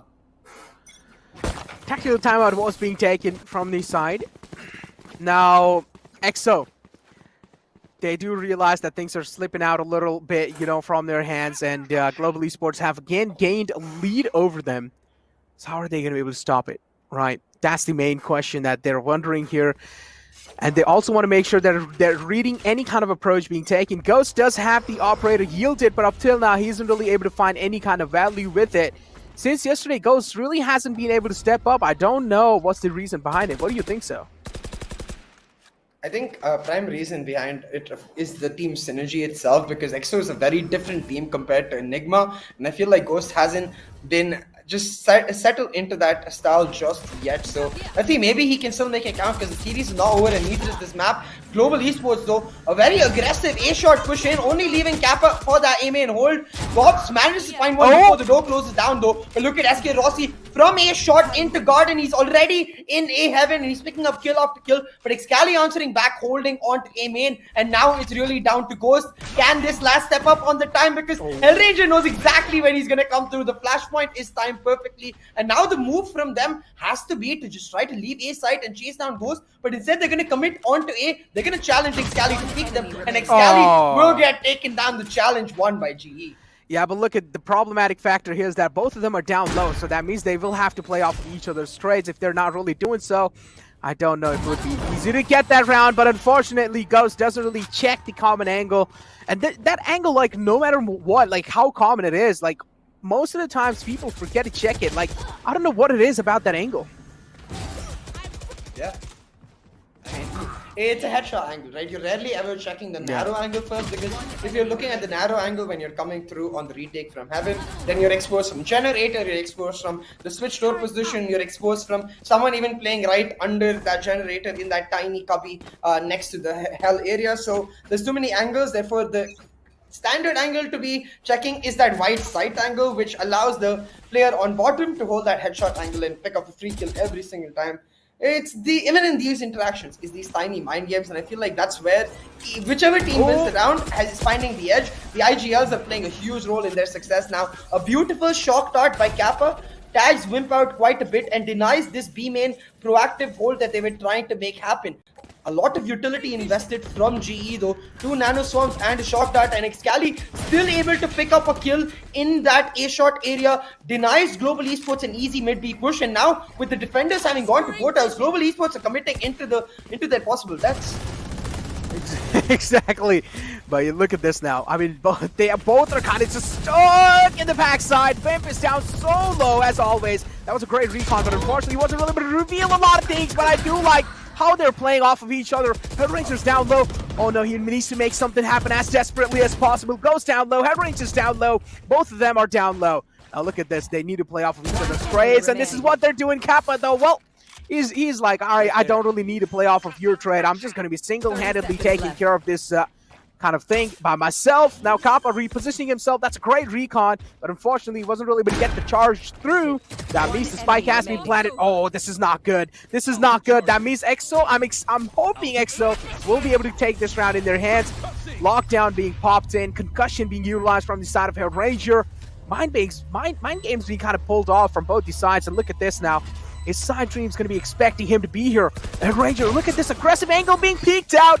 But side dream's just too clever, too clever. That's a 5-head play right there. He did know he's going to be popping out to get that lockdown kind of out his way. But side dreams is there to kind of play off of it. I mean, Sai just playing that beautifully. There's no other way to say it because it's just, again, down to the reads that these players have, right? EXO, as I was talking about, as soon as they understand that Excali has picked up a kill, both of the players in B wrap back all the way into site. Now, GE does well to even get into the site, but the issue is the amount of resources and utility they use trying to get into the site. Not only is their health down low, but so is their positioning. Their positioning completely off guard because in that entire time when they were taking site, Sai was already ready to punish them when they would try to get into the post-war position, isolated them and able to pick off the round. Look at this, Excali just locking on heads with that Elder Flame Dragon. It just looks so clean, so satisfying. Yeah, as you did mention, it just looked so clean and so satisfying there. Wow, I mean, he did know he's probably going to be pulled, so he pre-aimed that corner, he pre-aimed that angle, and just peeked out, and the crosser was right on his head. But oh, Copes, I don't know if this is good. He's lucky that he hasn't been spotted. Oh, he has a key positioning here. He has a key positioning, and he might just make a lot of things happen. Yes, he does, but unfortunately now, he wasn't really able to get any kills off of that. And look at Lightning Fast, he has a great angle being held. Ghost did not expect that. Global Esports is just playing off of a sure defense here. They're trying to play off so passive, even though they're playing on attackers, and they do know Summer Downline EXO is trying to push them as much as possible. They're trying to be aggressive, and this is what they're punishing. A lot of presence being shown by Global in this B side, but it's really confusing given their positions because they're still trying to mark 3A aggression with Kappa left far behind, so they're not committing to a side just yet, but they are running out of time. Their primary member in Lightning Fast, since he's run out of utility, he's turned effectively into a duelist. No more stars left, which means Astra can go duelist mode and just keep looking for the fights. He's doing that, causing a ton of chaos. Now with the Cosmic Divide set up too, they should not expect an 8 push, but Sai is beautifully disciplined, still holding on to side, does not reveal his position till the last moment, finds Kappa, and because of this, there's not nearly enough time. Lightning Fast's heroics are irrelevant because Hellranger is scared, but Sai, you did not need to peek there. Yeah. Should have expected a fake plant, but Match point. peeks there and gives Hellranger a clean round picked up. Hellranger expecting Sai to peek there, and a crucial mistake where he's did everything right in that round. The discipline from Sai was amazing, but that peak just, and Lightning Fast's heroics, of course, like, I really like the fact, because in general, when you look back, Lightning Fast was a duelist when he started out his career in Valorant. So as soon as the stars are gone for Astra, he's like, okay, back to my roots. 12-9 is the scoreline for now. Again, I mean, unfortunately, EXO score isn't really looking that great for on their side. Rossi does have Blade Storm available. I'm expecting him to just pop that and straight up just dash in the side. Yep, Rolling Thunder being utilized, and as I did mention, he's going to be dashing in, but unfortunately he didn't really use that Blade Storm, which is fine. Probably save it for the upcoming round, but Global Esports, they only need one more round to secure this, to back this map in their back. And Hellraiser, at least he got the trades out, right? Now the man advantage is kind of even Steven, so they're looking quite great. A little bit of, again, mind games being played. They decided to rotate back in high mid, and now this is where Global Esports slowly and steadily making their mark towards Catwalk. This push is not known in terms of information, but EXO, the predictions are good. They always have the right reads, and this read is going to be huge. Excali needed to instantly dismiss, but he does not, and Hellranger finds the trade. Now Sai going for the peak using the chaos of the Hunter's Fury, does not find the kill, while Wimp does find one. If Sai was able to find a kill there, then the retake would have been easy for EXO. 30 seconds left. It's 2v2. EXO have the health advantage. They should have a util advantage as well because Lightning Fast has run out of stars. I expect the Sova for EXO. Wimp should be getting his recon bolt online pretty soon, but instead they're just going to reveal all of their presence towards door and push in. And I think G are potentially overreading this. They're expecting someone else to be here, but EXO are already in the site. They control the heaven sight line, and Ghost is holding on. He's finding one. He will not find the second because Lightning Fast with a perfect trade. Now Wimp needs to play the mind games. Goes for the defuse, but Lightning Fast jump on the generator. Trailing for dear life. Will pick up the round. God. This madman, this consistent madman from Global Esports. Lightning Fast is a beast. You can even see the shock in SK Rossi's face. He's just like, wait, I need to recreate this. Thank you, production, for that. Like, I need to recreate. He was literally like, huh? His face was like, huh? And he was like, okay, nice. Like, what just happened? Yeah, exactly. Even he did not expect him to actually clutch that round out because Lightning Fast was down low and he still manages to do so. Completely kind of unexpected angle being created from his side. And even, I mean, what a way to close out the round, right? I mean, 2-0 already. And Global Esports, even the map of Ascent was close, but still, in the end, they start gaining momentum over XO. And in the end, they just come out on top again. I don't really know what to expect in the upcoming map because I mean, the way they have started off, they're looking quite great. And the next map is going to be the pick of Icebox, which is being made by the side of Global Esports. So, again, Global Esports pick, we do know what happened in the first map of Heaven. They completely stomped over EXO. And again, now a Global Esports pick on the map of Icebox. One thing we definitely know, maybe we are going to be seeing a Sky being pulled out. But one thing we for sure know, Viper, we're going to be seeing them in action. And Lightning Fast is going to be the one to use it.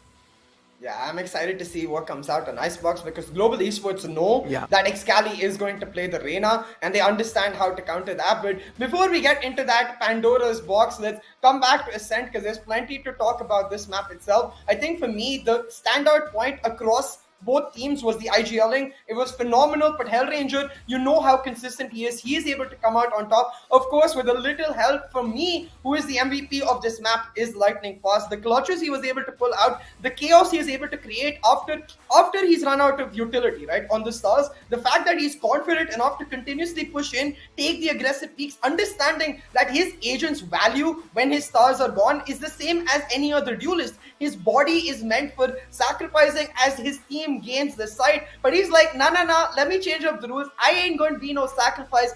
Finds the kill every single time and finds the round. So for me, Lightning Fast really stepping up in this map, but like props to be given to both Hellranger as well as the IGL for EXO. I know it's usually Wimp, but sometimes Sai chimes in with the reads as well. So you can see that team has the right mindset, and I just want to see that mindset leading to better execution because they have all the right ideas. Exactly, and now, as you did mention, sometimes it's Wimp and sometimes it's Sai as well. So kind of the pressure is being equally distributed between two guys, you know? So IGL doesn't really have a lot of pressures. That's a good side for EXO. But again, on the other hand, I mean, they're trying their best. I gotta say, they did step up quite a lot. We did see a lot of confidence from their side, but getting back to the Lightning Fast convert that we were having, he has to be so consistent, right? Even though he plays that controller role in their squad, but he's still so consistent in general. Even yesterday, I mean, when his team was kind of getting shut down, he was the one to step it up. You know, he was the one to actually get G back on track. And Lightning Fast is just so good when his team is kind of shut down. When he feels like, okay, his team is like not really able to do that great, Lightning Fast just chimes in and tries to fill in the roles. Exactly, and that's why I find him to be one of, like, I would say easily top 5 players in India as a whole, not on a team specifically, but in general, because he's so versatile and so consistent at the same time. But as you can expect, it's SK Rossi topping the shots with 6 first bloods and 19 kills, but the MVP of the match is actually Excali, and a lot of that I feel like came through on the defensive side unexpectedly for me, because Excali was much more confident on the defense, where he was continuously going for those aggressive A main or B main peaks and finding those kills. I still remember the one with the Elder Flame Vandal where he just wide swung out onto A main, was trying to make his way onto binary, but as soon as he saw a player, locks onto the head, gets that instant tap. Yeah, exactly. And as you did mention, I mean, that pull was perfect, right? And Excali did realize that, okay, the pull is there. So he pre-aimed that spot, peeked out, just tapped it, and then instantly dismissed out of that position. But yeah, I mean, take a look at the stats of the previous map. I mean, Excali, gotta say, he stepped up quite a lot. Same thing goes with Gopes. But in the end, again, Ghost didn't really step up, Wimp didn't really step up, and that's why I feel like, I mean, the contribution was really being shown less. But on the other hand, I mean, look at this. Hellranger stepped up huge from the side of Global Esports, Lightning Fast as well, Rossi as well. On the other hand, skills, we do know this man is capable of a lot of things. Back in the time, he used to be the controller main, but now if you have a man like Lightning Fast in the squad, why do you need to be? Definitely. I mean, what I want to see though in this next map, I swear you guys are the only team that can pull it out. I'm going to state it now itself. It's not going to happen, but I will make my wish known nevertheless. It's the perfect map for a KO playing against a double duelist composition because they only have the Viper on the post plant, and a KO just ruins their map completely. Trying to play on the attack, because even if you set up a perfect knife early where Excali wants to do the leer and come in, he can't leer, he can't dismiss, he can't heal, you know. So a KO, it could be really good, but I know for certain it's not going to happen. But hey, if you think it might and you want to find out, make sure you stick around, because for now, we're going to take a small break and be right back with you with map 3 of these grand finals. The power of steel. Get your mark on. Get your mark on. The strength of metal. Get your mark on. Get your mark on. Go. Get your mark on. Get your mark on. The new Classic Mark III. Get your mark on.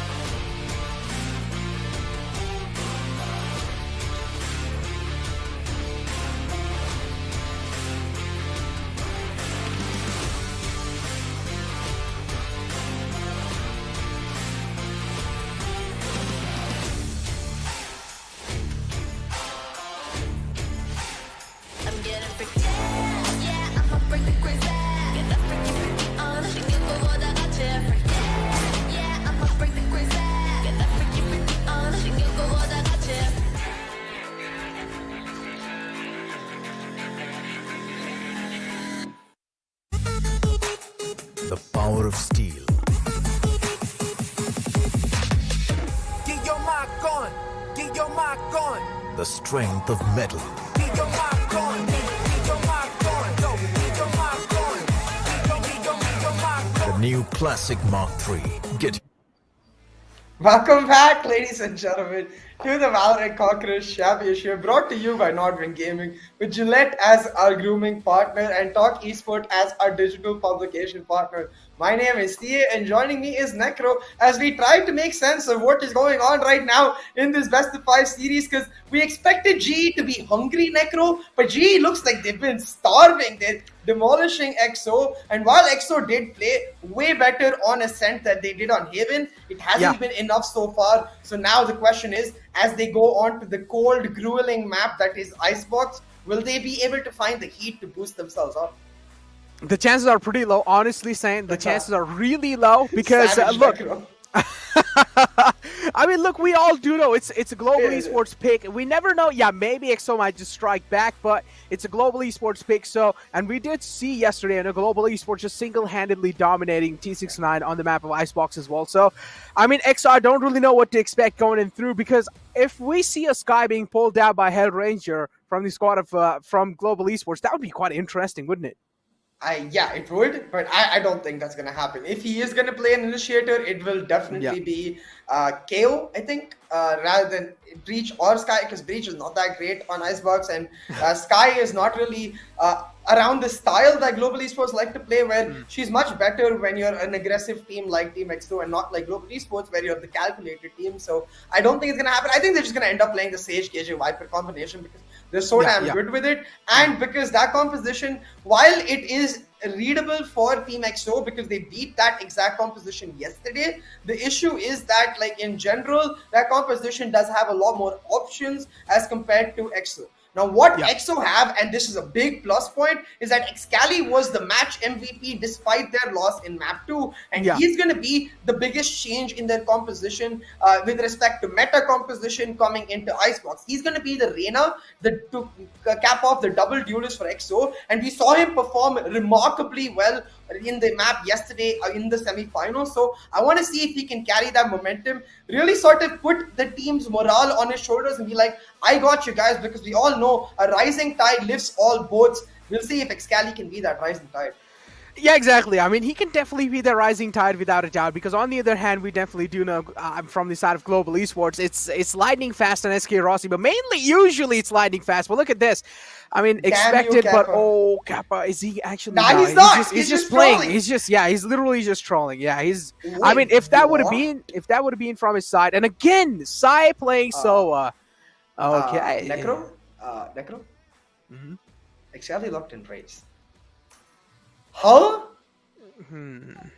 Yeah, I think Necro's reaction just perfectly describes. I have my thinking face on, and I'm like, what is this? Okay, so if you try to break it down objectively, what the Raze offers as compared to the Reyna is just the pure pace in which you can execute onto a site. The double satchels to get you that verticality. You don't have to rely primarily on Ghost. But what it doesn't offer is flashes, healing, a lot of the things that Excali relied on in his matchup yesterday.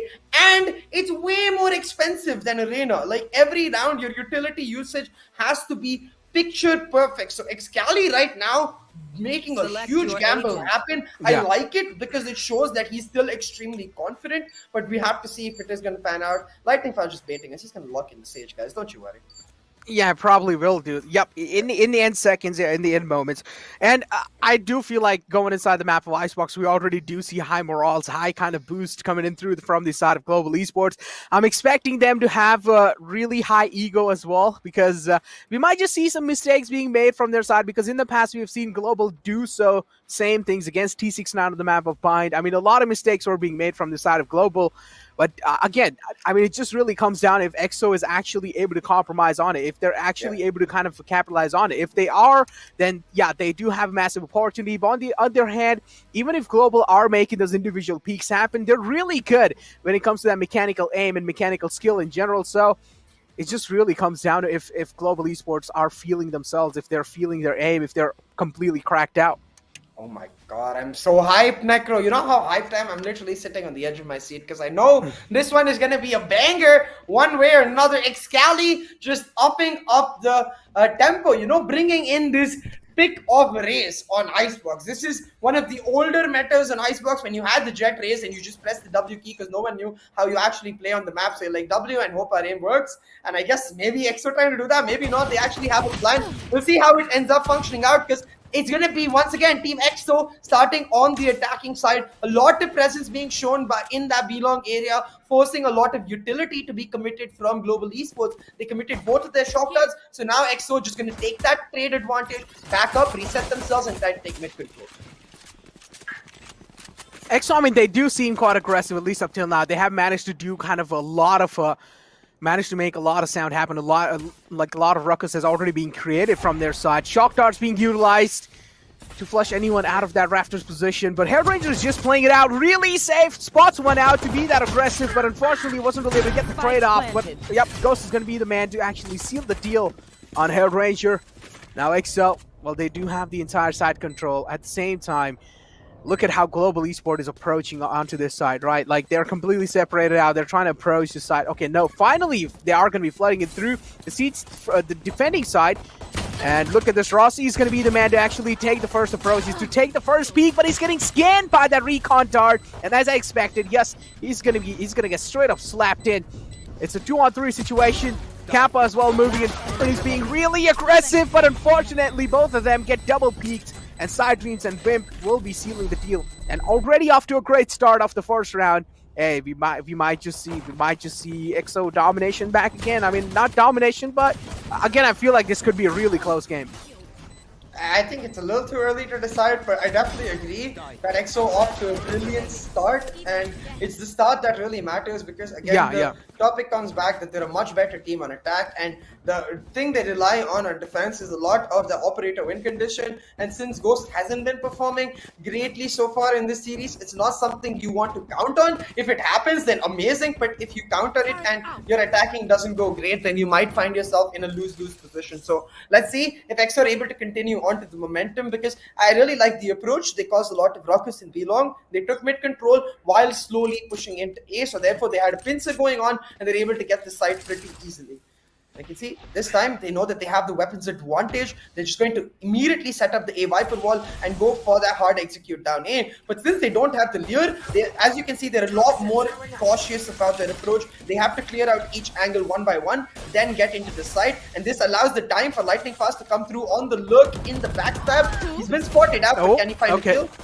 Okay, finally Ghost is stepping up in the map of Icebox. This is what I've definitely noticed, that now Ghost has a lot of confidence. And this is where something it was really missing yesterday and even today in some matches. But finally, if Ghost is back up, then we can expect some insane plays being made from his side. But EXO, again, they're trying to play the situation out as safe as possible, because look at this. EXO, oh, that's a great peek. As I did mention, Ghost, it seems like, oh, he's back on track, baby. Ghost is back on track, and we do know what really does happen when he starts feeling himself. Instantly trading the guns off. He does realize he's down low, so he will be passing the gun on to Wimp, and now Wimp is the one who is actually getting protected by Ghost. Slowly, steadily, they're trying to make it inside the site. Excali is there to back them up. Both of them are quite down low, but a lot of the breathing space has already been given to the lads of Global Esports. Kappa did try to make something happen with Ghost. Yep, he's just too aware.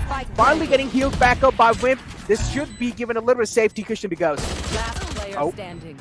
Hopes will find one, and Side Dreams picking up a Lightning Fast on the lurk will mean a flawless round picked up for Team EXO. And I really have to applaud Ghost for this tiny thing in the fact that his jet is so much more calmer than other jets, where normally when you see a jet having picked up a double, he's not going to actually calm himself down and think, oh wait, I only have 20 HP, I should drop the more expensive gun to my team to make sure the opponents don't get it. Because most jets, when they've got two kills like that, it's like, oh my god, I am on fire, go, go, go, go, go. There is no calm whatsoever, you know, it's just hyperactivity as the hype builds up. It goes, he's a 17-year-old kid, but he's still so damn calm. The maturity is shown in his gameplay itself, and I love that about him, because it means that he's only got upwards to keep climbing as he gets older and older. So you can expect a lot of things from that player, but really nice to see, as you mentioned, him starting to step up himself now. The boombot will reveal Excali is right there, and the shots missing his head will mean Excali is happy. He's going to back up, give his team the info as they try to take V-Long. Oh, misses the first shot. That was a crucial one as well. As you did mention, Ghost just being so calm and composed. And calm and composed gameplay is really important in pro play. Ghost deciding to back off. Excali, though, with the trade happening on the Kappa. That's a massive man being shut down. Soa not really on the map anymore. That means you cannot rely on that Soa info anymore. You will have to make those individual aim plays happen at the same time. Rely heavily on your controller. Look at this. Viper walls up. Global Esports trying their best to hold him on bay, but that's not really going to be the case this time. Gopes again stepping up. On the other hand, Excali is there to kind of follow things up back and forth. Rossi, the last man alive. It's a 1-on-4 situation. It's still, look at this man. The confidence is on another level. We're already starting the fray off on a good note. I mean, he did find himself quite a great frag there. They should boost his morals up without a doubt. Oh, is he going to be sticking it? I feel like he's going to be going for it. Yep, he's sticking it. No, he actually made it up till half, but does he know there's someone wrapping up all the way from the back lines? Rossi, no! Looks away in the nick of time, but still he would be a little safe. Side Dreams with a great shock dart, and then to follow it up with the Phantom. Oh boy, a little too intense for my liking, but EXO managed to stay consistent and pull it off. I think the key factor about this, if you look right here on the minimap too, which got changed, but the point I was trying to make is that EXO are not rushing themselves. The biggest fear I had when they locked in the raise was that they might get a little too fast for their own taste and therefore might end up damaging their comms, but they're still the same level of tacticality we've seen from them before. They understand when they need to make their move, they clear out corner by corner patiently, and then they get in. But look at this, the ego for GE, it's that Sheriff ego, baby, and you know it can flip around at any moment. Two beautiful kills picked up for Global Esports, and they'll be having the man advantage going into that. Exactly, the man advantage being picked up this early off. Global Esports with those skull-cracking shots with the Sheriff. Oh yeah, exactly, as you did say. Oh no, you don't really like the approach being taken from the side of Skills. He needs to wait till the wall goes down, and yep, finally he waited it out. Gopes though, again, I mean, he just has a lot of confidence being shown, and fortunately, he decides to back off in the right nick of time. Side Dreams is making a lot of work happen, but now Global Esports, well, it seems like, again, they do have the man advantage, but slowly and steadily, yep, the man advantage has now been evened out. EXO, it's a 3-on-3 situation, and unfortunately, Zasoa is down low as well. Wimp, pretty much doing a lot of work at the same time, but yeah, considering the fact that this was only an eco, they have managed to deal quite a lot of damage. The Viper does have a Viper Pit, but yeah, I mean, utilizing it at this point in time isn't really going to be the best decision he can make. And yep, Attackers won, getting another round back-to-back. EXO off to a flying start. Flying start indeed. EXO starting to demolish GE with respect to how they're actually playing the map. Even though GE get these opening 2 kills, they don't actually get the territory, which means they can't actually recover the weapons. You see SK Rossi on the flank has one, but he gets instantly shot down because EXO have the read. They understand what GE is likely to do, and they play beautifully along B long and B yellow control, understanding that because it's a 3v5 on the map, they don't need more space. They keep themselves compact and they keep themselves ready to trade off each other, understanding they still have that weapons advantage. Now, Rossi, first 2 maps didn't get to op too much, but now he's finally got that op in his hands. Was set up for the initial A main peak, but now backing up down, expecting Excali to come onto the fights, and Rossi has the right read, but the shot a second too early makes that pain shell come out to clear his angle, and Rossi has to dash out. A worthy trade for Excali, but he's like, nah, that's not enough. Picks up lightning fast as well, making that race pick just so much, so valuable, able to clear out SK Rossi's corner and get a kill. I mean, already coming in through inside the map of Icebox with the raise was a risky choice, but as you did mention, Excali is able to make it worth, and up till now he has been doing quite a phenomenal job utilizing that raise. Now keep this in mind, they also do have a Viper's Pit available, they also do have a Resurrection and a Blaze Storm from Ghost. But now I feel like utilizing the Viper's Pit to actually get the side control, that can be one of the best decisions you can make. Rossi missing that critical shot, he will have to dash away. No, is he going to be going for those crucial plays? But hey, Ghost is going to be the man to actually get a lot of map control and also retrieving the operator back in his hands. Unfortunately, that Viper's Pit is going to be blocking complete vision. That means Ghost will now have to play pretty safe. And look at that. Ghost being detained. A lot of players have been detained. Skills is trying to play off of him. And oh my god, what's going on, Skills? Just swiping up the crowd. I mean, a lot of players were detained, as I did mention. Side Dreams now, he has a lot of burden on his shoulders. One last man alive. It's a 1-on-2 situation. And yep, the other man sticks it. On the other hand, Head Ranger is going to be the one to take care of Side. Yeah, really nice lockdown by Global Esports, and they get that lockdown there in such early time because they're already ready for the retake. If you notice here in the game phase moment, as EXO is pushing onto side, the lockdown setup in screens, like Skill's able to buy so much time with his util, meaning that they can't actually get out of the lockdown because they commit to the plant, and because of that, 3 players retain Ghost in the edges of the lockdown. The Sage stuck in the Viper's Pit itself, and another player under pipes, meaning Global Esports just walk in and they're like, head, yeah. You have no guns. And we finally open up the board with a round for ourselves. Now, I really like this timeout from Team EXO. They acknowledge that while Global Esports have won a round, the momentum, I feel like, still in the favor of Team EXO if they're able to deny Global Esports back-to-back rounds. So they take this timeout here to understand how they need to proceed. And I think what I really want to see from them is just a hard and fast execute. Like, especially since the lockdown was invested from GE, retakes are generally harder for global esports. And since GE have the Viper Spit, they're likely to shut down one site with the Viper Spit. So if you get lucky on the site you're executing and the Viper isn't there, then it's a free site. Exactly. Now, I really feel like this tactical timeout was being made to understand what exactly happened in that previous round. Going in through, 4-1 is the scoreline. As you did mention, the kind of winds are flowing in the direction of EXO. But Global Esport is doing a great job. I mean, with that one single round, I feel like they have managed to stop a lot of momentum from the side of EXO. But again, we still don't know. They just have opened up their kind of fragging. They just have opened up their account with only one round in their hands. We still can't really prove off of anything from that. But Ghost, wow, I mean, that's a great kind of headshot angle being created from his side. Rossi already being shut down. This should be a massive sigh of relief. You know what the funny thing is? Ghost got shot down from that exact angle by Badman yesterday on Icebox, and Ghost was like, okay, I understand. Thank you, Badman, still helping me, even though we're no longer on the same team. Uses the same angle to now punish SK Rossi, because that angle covers the tube push that SK Rossi was doing, but also covers the under tube or peak. So it denies two of those peaks at the same time, and Ghost able to deny SK Rossi his impact.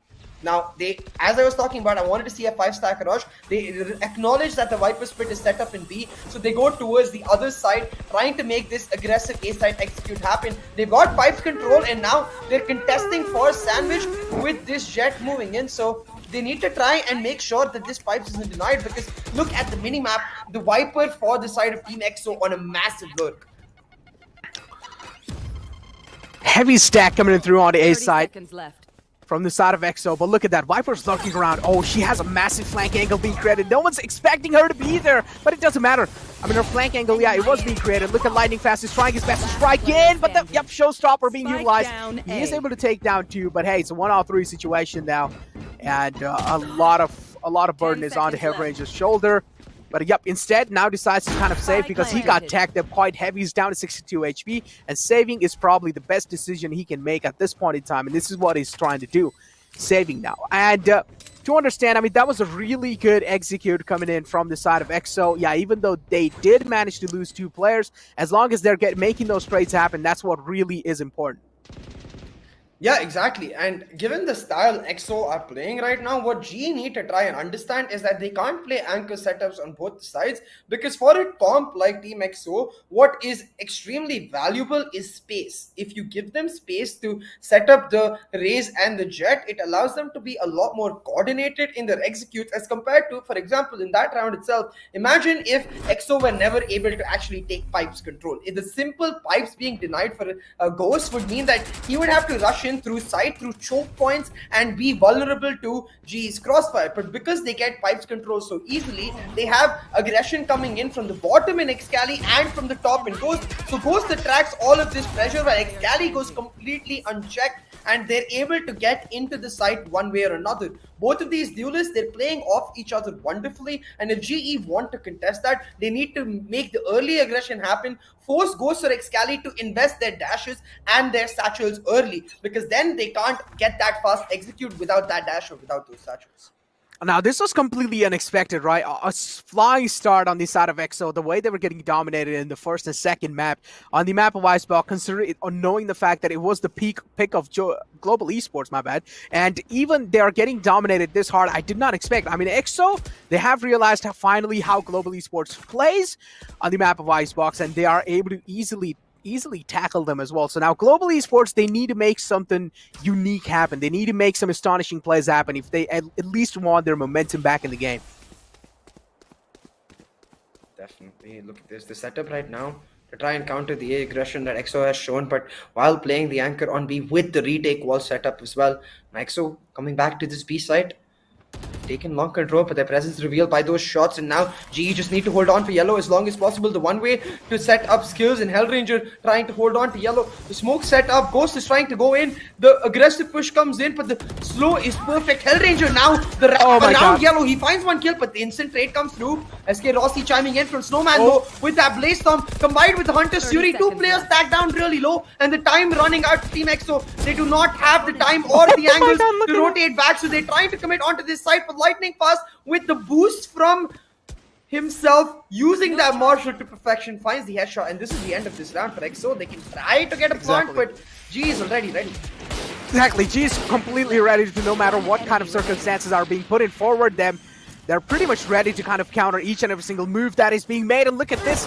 Oh, this plant wasn't really expected, but hey, it doesn't really matter. A thrifty round coming in from the side of Global Esports. And hey, I mean, I feel like this is going to be really massive because they've managed to retrieve those guns. At the same time, now their economy is pretty much looking quite good because they got the thrifty in their hands. That was a great Hunter's Fury. Props should be given. And this wall, I mean, perfect. Yeah, and exactly. I feel like a lot of this is really down to just individual plays. Hellranger playing around yellow so smartly, understood exactly how much time he had to go for the full wrap, and completely unexpected. Even though he gets traded 1-for-1, he doesn't actually give away any area because his team is already there to contest the yellow. And GE, you mentioned this. You wanted to see something big to pull back the momentum in their favor, but ain't nothing bigger than a random thrifty pulled out of nowhere. So the momentum definitely should be back. The mojo should be back to Global Esports. Let's see if EXO can shut it down. Nevertheless, SK Rossi, the aggression was there from Global Esports. They don't check all of their corners. Nevertheless, Lightning Fast is able to fade it out. Has his resurrection too, so EXO got to be very careful. They need to guard the body, and you can see the rally coming through. All the players grouping on A, making sure that space not given for the resurrection. Exactly. Look at that. Oh, EXO, the resurrection is back on track. Wimp will get Excali back on his feet. It's a 1-on-4 situation now. Hellranger has a lot of kind of pressure on his shoulder. He's still going for it, though. He's still going for it. He's not going to be stopped with that one. But Ghost, I mean, as I did mention in the start as well, he's just looking so confident. He's just looking so confident in general. He's having a great time. And Ghost finally, I mean, the confidence is being shown from his side. As I did mention, if Ghost starts feeling himself, I mean, we're up for a show. Yeah, definitely. 5-2. Right now, sorry, 6-2 right now for Team EXO, I believe. And they have this 4-round lead. It's huge for them because it's not even like their composition gets weaker going on to the defense. That's the biggest plus point for Excali's Raze, where way better than the Reyna on the defense because he has a lot more utility to deny a lot of things like play on the post-plant denial, to deny early control, even use the satchels to deny the plant. So Raze, the entire kit itself is very beneficial for EXO's defensive woes. Right now though, the drone being used to clear out A forces SK Rossi to dash out, so that's a decent bit of value gained for the drone combined with the actual information he's getting. But what they still don't know is that there is a 4-man stack from Global Esports on this A side.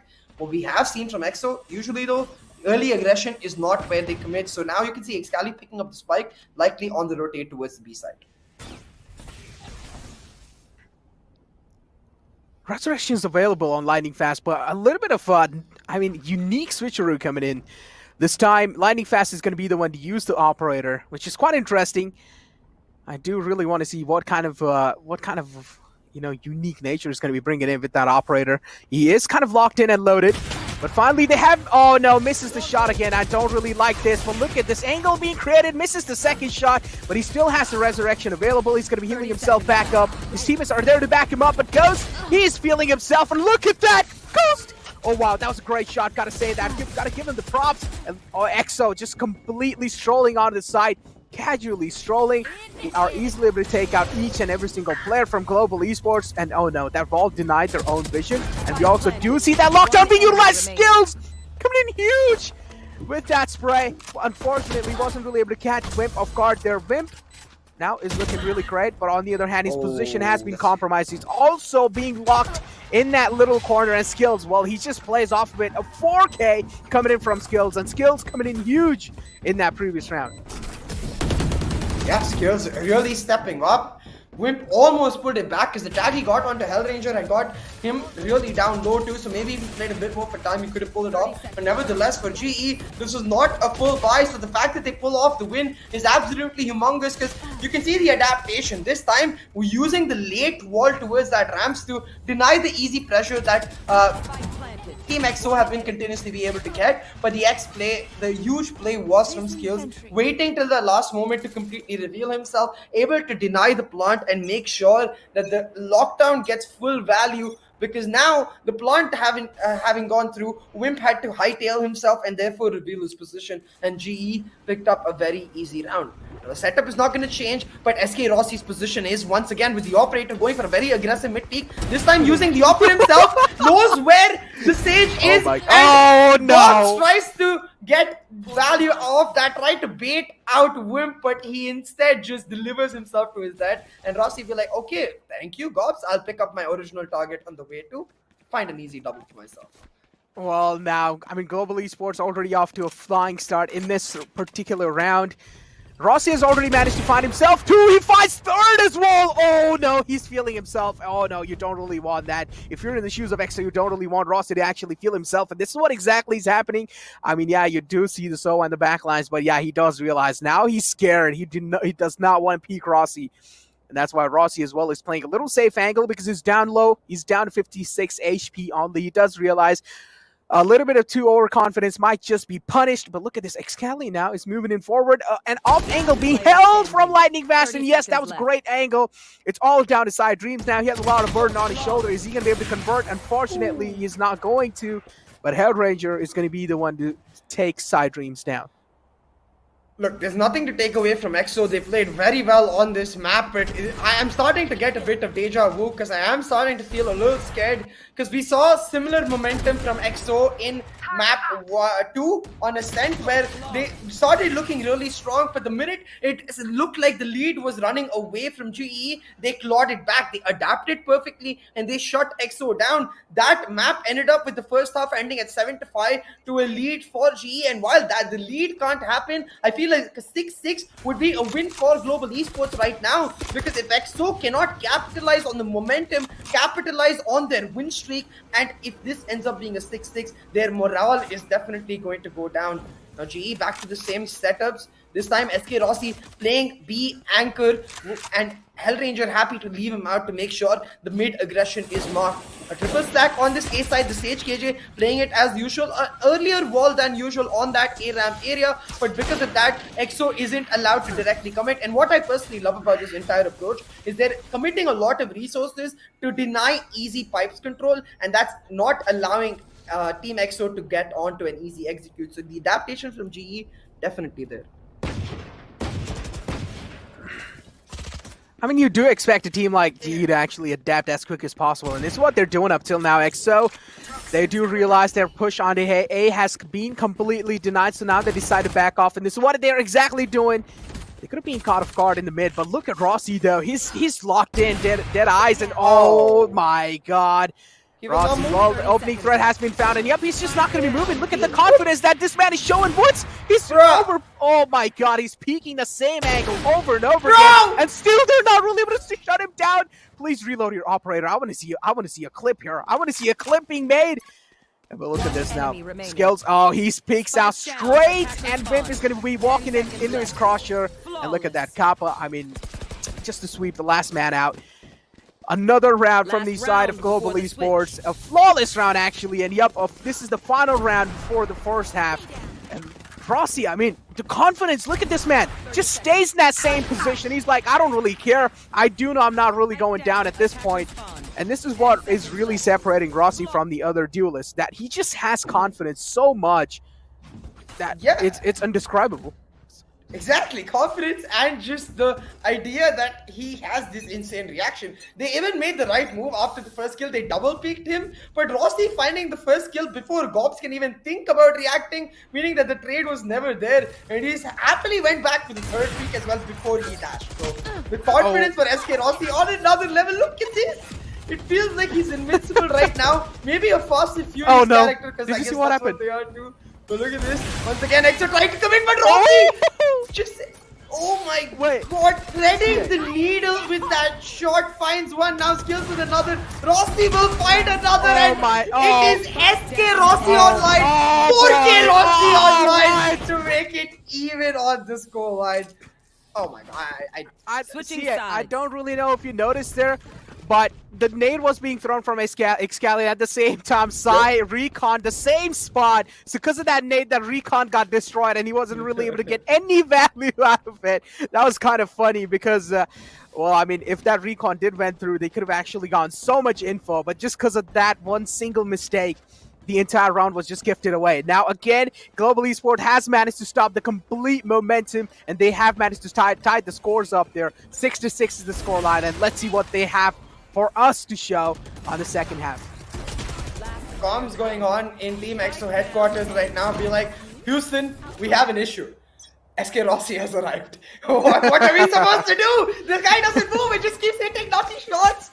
But hey, maybe they find his way back on the defense. A beautiful nade, expecting that initial push in from Excali, from SK Rossi. Excali predicting SK Rossi's updraft, able to take him out with a nade. Gets a ton of value for it, and now can just back up and play defensive angles on this side. Now they're playing the Viper on the A anchor with their wall, while the Sova holds down mid. With a really important position here is off the stage because she needs to deny this wall as soon as it comes up to her team. Oh my god. But instead they will use the wall as a boost, and lightning pass and skills find kill each. Yeah, that's a big brain play right there. Instead, they utilize the wall not for cover. They used that for an aggression, and that actually worked out in their favor. And now look at this, what's going on? They're rotating all the way back from CT. It seems like, well, they don't really have the mood of planting Spike at this point. They just want to stroll around the map and make sure they're getting this round in their hands completely through kills. And oh my god, Cops peeks out. He manages to find one. Skills, I feel like you should have checked your back angle. Side Dreams is going to be connecting another headshot. Tapping him through. Look at that. One last man is alive, and he's down low. I don't really know what to expect from Kappa at this point. 30 seconds left. Kappa live up to the name of Clutchpa. We'll have to see. Sai says no in your dreams, because EXO will be able to secure the deal and pick up the pistol, making sure the lead stays in their favor. Continuously throughout this map, EXO have tried to stay a step ahead, and while GE have been brilliant at adapting, EXO have achieved the results for the same. This nade is the perfect example of what I'm saying. Usually on the attack, we saw Ghost doing it as well. The best position onto that B push for the side of any attacking team is to updraft and take that vertical long control, and then piece by piece, once you've taken the full long for yourself, that player then shifts on to be yellow. Instantly denied. Excalibur, like, I used to play Jeb, bro. I know what you're gonna do. Pulls out that pain shell and just surprises the hell out of SK Rossi. The minute he lands on that platform, there's a bomb in at his feet, and he's like, oh no. It's like a, you know, the Roadrunner, and I forgot what was the villain kind of thing where like, me, and instantly just boop.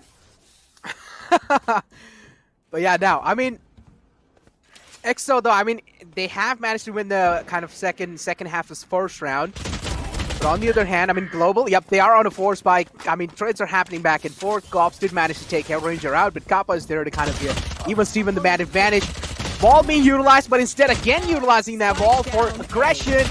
But Skills is just too quick. Rossi as well. I mean, oh my god, within a blink of an eye, we're down to a 1-on-2 situation. Skills and Rossi both are down low, so I feel like they will have to play off of trades here.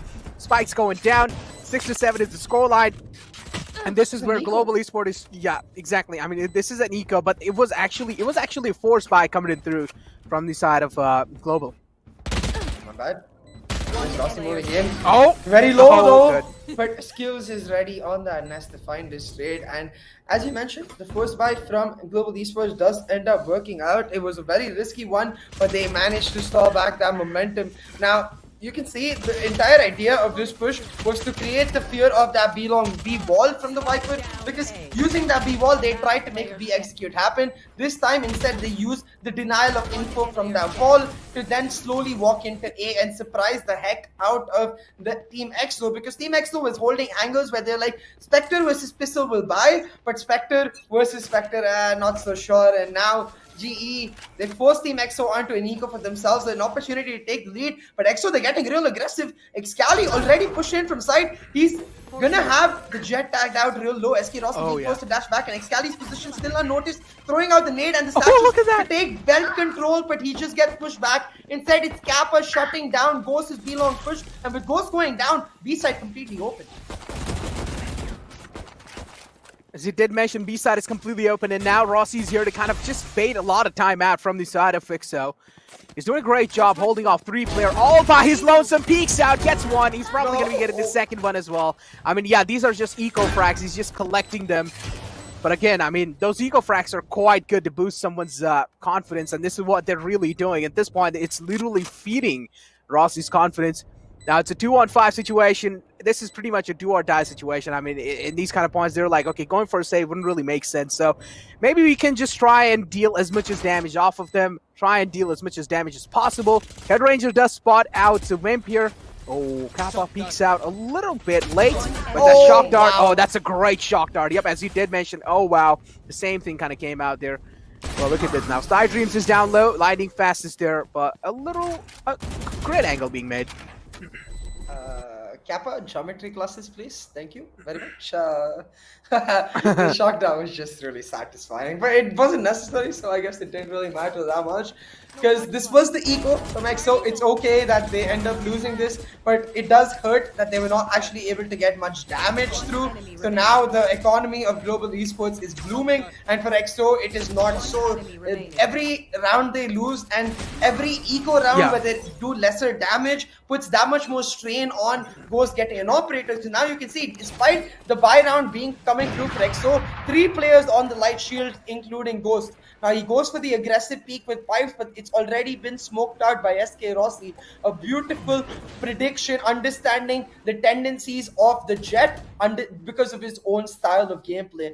Now you can see Global Esports, they're given their positions on the map, their mentality coming into this round is very simple. Force A presence, understand which players are playing, and with that, they've gained the info that the operator is on A. So now they're going to make the slow rotate happen towards B and try to get themselves aside. As you did mention, with that little move, they have just got such a key info that they know now they don't really need to worry about operator on the B side. They also do have the Viper's Wall being set up. As soon as they start strolling inside, they're instantly going to be popping the Viper's Wall. That's a great recon. That's going to be forcing Gops out of his position. He has been forced to give his position away. He's trying to spam him out, and unfortunately not really able to do so successfully. Lightning Fast is down low, but hey, as long as, I mean, he's actually not down low. He's looking pretty great.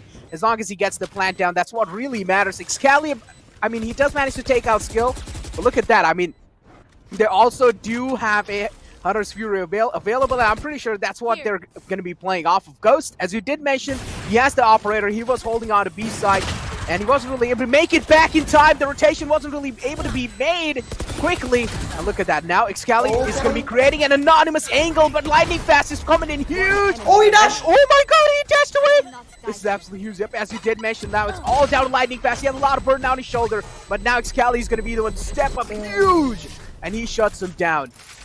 Oh my god, Excalibur with a 4K in that previous round. What a pure brawl here where Excalibur, as you said, really stepping up because the plant went down for GE, but the wrap coming through from Lightning Fast couldn't come through on time since Excalibur making the moves happen, using the satchel to take yellow control, and then the instant flick to take out the B-long player, able to jiggle out and win the fight against SK Rossi. While he didn't get the kill, the showstopper flushed SK Rossi out into the open, and Wimp was able to take him out. With that, XO translate the buy round into a win, albeit still with eco damage being done to them. So they still have Ghost playing on the glass cannon operator. His angle once again blocked by a preemptive smoke from the side of SK Rossi. Now GE trying to use this drone as they secure a fast execute in. The lockdown set up. They're ready to go in, and no Hunter's Fury to counter. They have to rely on the precise nature of this paint shell, and Excalibur is precise indeed. One paint shell to take out an entire ultimate. That's instant value for the race pickup on Icebox. Yeah, exactly. And now still keep this in mind. They didn't really use that Hunter's Fury going into that previous round. That means still they have a massive edge over the lads of EXO. On the other hand, EXO just doesn't have any ultimates available, but Gops with that massive play. Well, I mean, they don't really need to do that anymore. I mean, still they do have the Hunter's Fury and Resurrection. And yep, finally, the Resurrection being utilized, a big man being resurrected back up. And, well, I mean, again, the threat continues. Rossi's alive. That means he's capable of making those individual plays happen, but that's a great shutdown coming in through. Head Ranger Kappa being shut down. And look at that. I mean, oh my god, Wimp stepping in huge. Each and every single player from the side of EXO is stepping up as they realize that the lads of Global Esports are able to stop the momentum. This is where they realize, okay, guys, it's time to step up. Let's go. Yeah, exactly. Every single player from EXO having a key part of this round. Gobs with the double side with the perfect timing peek onto the kitchen cube to make sure the Hellranger's lurk wrap is completely shut down, and Wimp jiggling around yellow to perfection to pick up a 3k and the round win for Team EXO, as they not only take the round lead but they also take the eco advantage, forcing Global Esports onto an economy. Now for the last few rounds, Ghost's angle has been denied and it looks like it will happen once again. This time the toxic screen able to take him out, but look at this, a very aggressive mid to B execute from the side of Global Esports, shut down in reaction by the Viper Split having come out from Team EXO. It's Ghost holding down B long angle, able to find the first kill onto Hellranger, but you can see Kappa sneaking himself onto site. Now Sidebreams takes out skills, Ghost with another, and the spike has been dropped. Last player standing. Flawless. What? Global just got shut down within a blink of an eye. That was really quick. I mean, yeah, I do understand. They were in a dicey situation, but still, I mean, they got shut down really quick. Yeah, that was a great shot from the side of Ghost. Sidedreams as well followed it up. I mean, in the game face moment, you can clearly see it was a flawless round.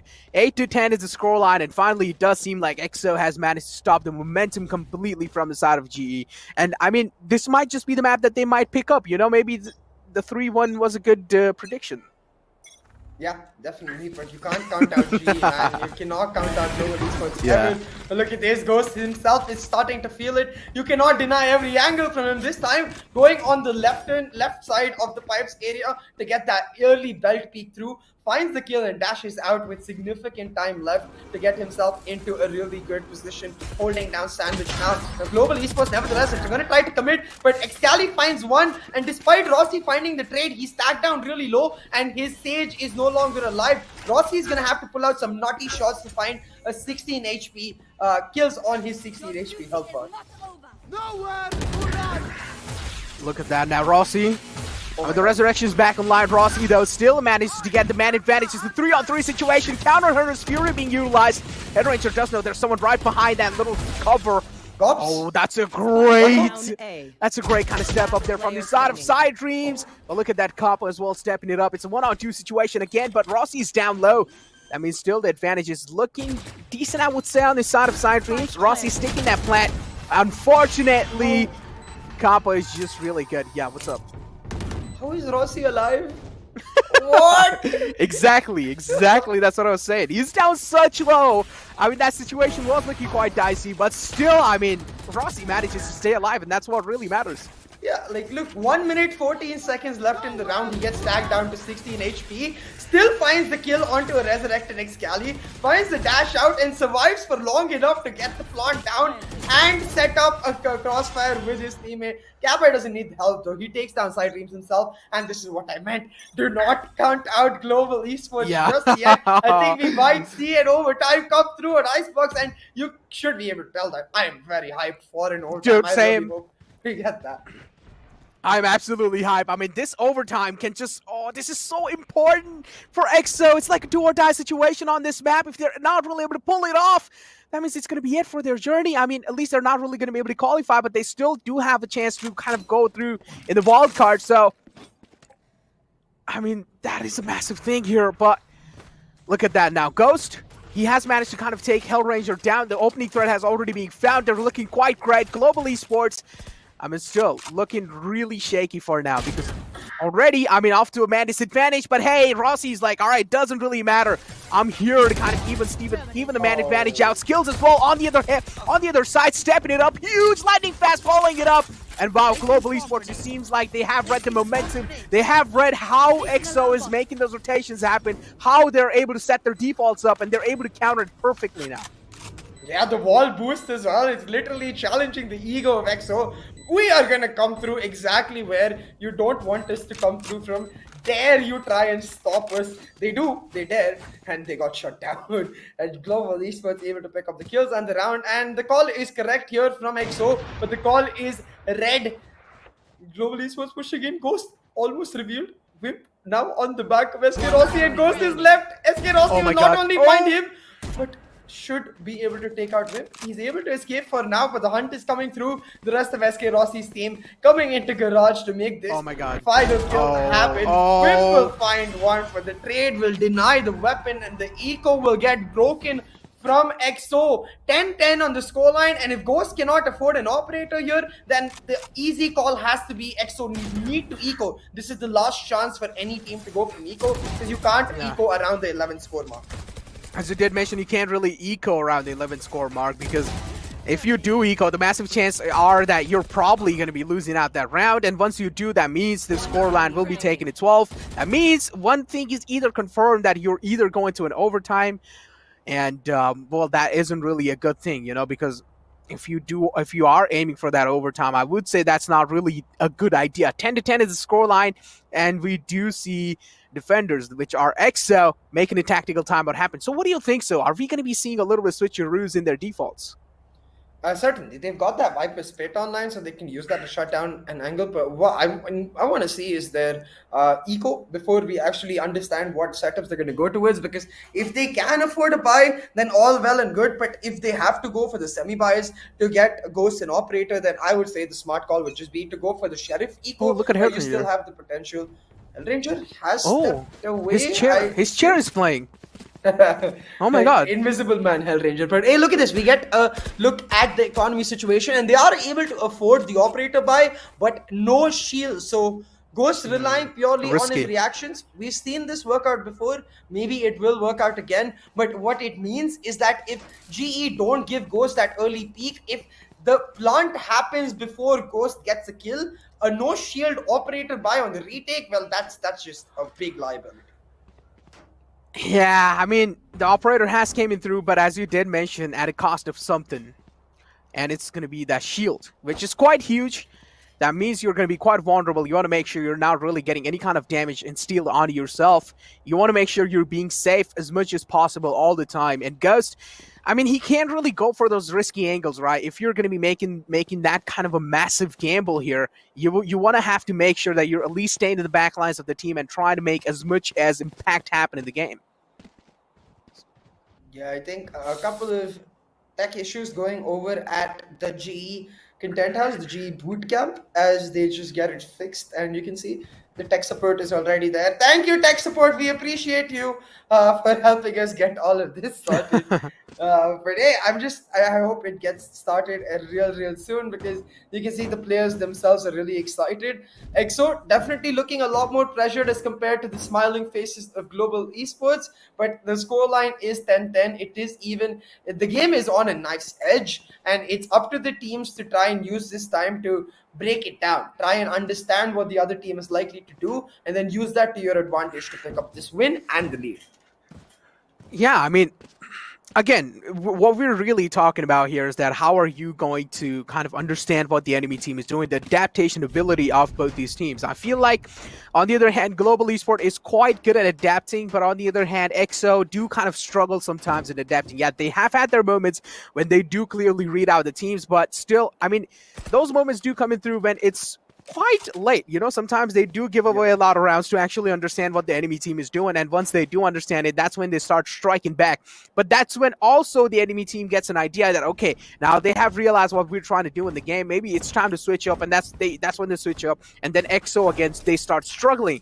And these kind of moments, these kind of things are really making EXO struggle at this point in time, and they need to realize that, okay, up till now in the map of Icebox, they have been doing a great job. Gotta say that. But Excali is the man who has been stepping up quite a lot. And throughout the game, I really do feel like throughout the team of EXO, they're trying their best to contribute equally.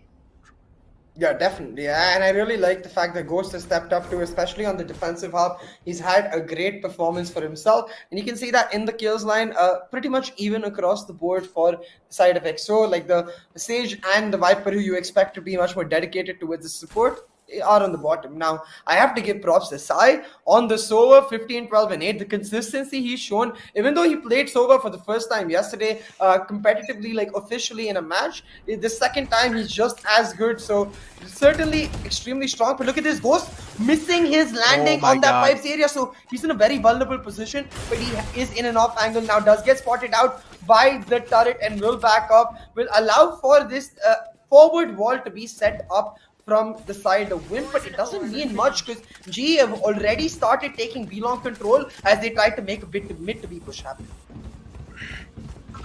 And look at this aggressive push as well. Global Esports is giving all sort of sounds. They just don't care. At this point, all they want to do is just make an entry happen on the B side. Skills is already open the fray up. This is what they were really looking for. Lightning Fast as well is down low, but hey, as long as they do get that entrance, that's what really matters. And yes, Viper's Pit being utilized as well. Vimp is there to kind of strike back from the back lines, but look at Kappa, what he's trying to do. Oh, if he actually managed to get this flank on in successfully, can be absolutely huge. Viper's Peak being utilized. Still, the spike plan hasn't really came in through. Viper has the spike. She still is trying to play the situation out as safe as possible. Skills now is trying to make the flank happen because he does know he's down low, and this is the only time he can try and make some heroic plays happen because he's down low. Even if he gets taken down on the flank, it wouldn't really matter. But hey, Skills, oh, look behind you. Oh, he looks in, but oh, Excali is a little too aware of that situation. So he's going to be peeking out in the right nick of time. Skill gets caught off guard. But yeah, again, Kappa going to be following the same footsteps of Skills. And I don't really think so anyone's going to be expecting this. And oh my god, Kappa has just so much info. Peeks out, takes out one. I'm expecting him to take out another one as well. That will just give so much advantage to the lads of Global Esports. His position is more than enough because they're all looking towards him. Sai will find one, but Kappa able to take out Ghost from the back and Hellranger jiggling through. As soon as he gets the info from Kappa that there's a Sage pushing in, will take her out as well. A beautiful round picked up by Global Esports. We need this game phase moment to talk about it. As soon as they hear that forward wall coming through on A, they realize that there's at least 3 players towards the A side and they make the rotation happen fast. Already at the start of the round, SK Rossi has started to venture into B long, and as soon as he gives the call that hey, there's no one towards B long, let's make a mid to B happen. Global Esports all foots forward. They set up the wall to deny the hut entry into kitchen, and because of that, the Viper Spit set up in that B area allows them to plant. Now what I especially like is they wait for the team XO to start peeking, knowing that without info they're going to get flustered and give them a peek, and they use that to get the kills and the round. Now XO on an eco, they're trying to aggressively push in, but not only does the drone reveal their presence towards mid, but also Ghost peeking here, his presence revealed. Both the Jets are dashing away from each other, but Global using that as a trigger to now pile in onto this B side, try and take down Blackhawk before they can do anything about it, and that's going to come through with the help of the lockdown. Exactly, lockdown being utilized. This is absolutely massive to get their entrance on the side, but they still do need to take care of the backlines. Yeah, it doesn't really matter. They do have the Viper's wall inbound. Yep, Sage wall coming in through as well. All that matters is, yep, they get the spike planted, and then they're going to be playing for the post plant with the lineups coming in through. EXO is forced on an eco, and that this eco, even if it's an eco, they will need to make sure that they're at least getting this round in their hands, because if they are not really going to be able to, that means it's going to be 12-11, and the only possibility as maximum things to happen is going to be, oh no, getting tagged up.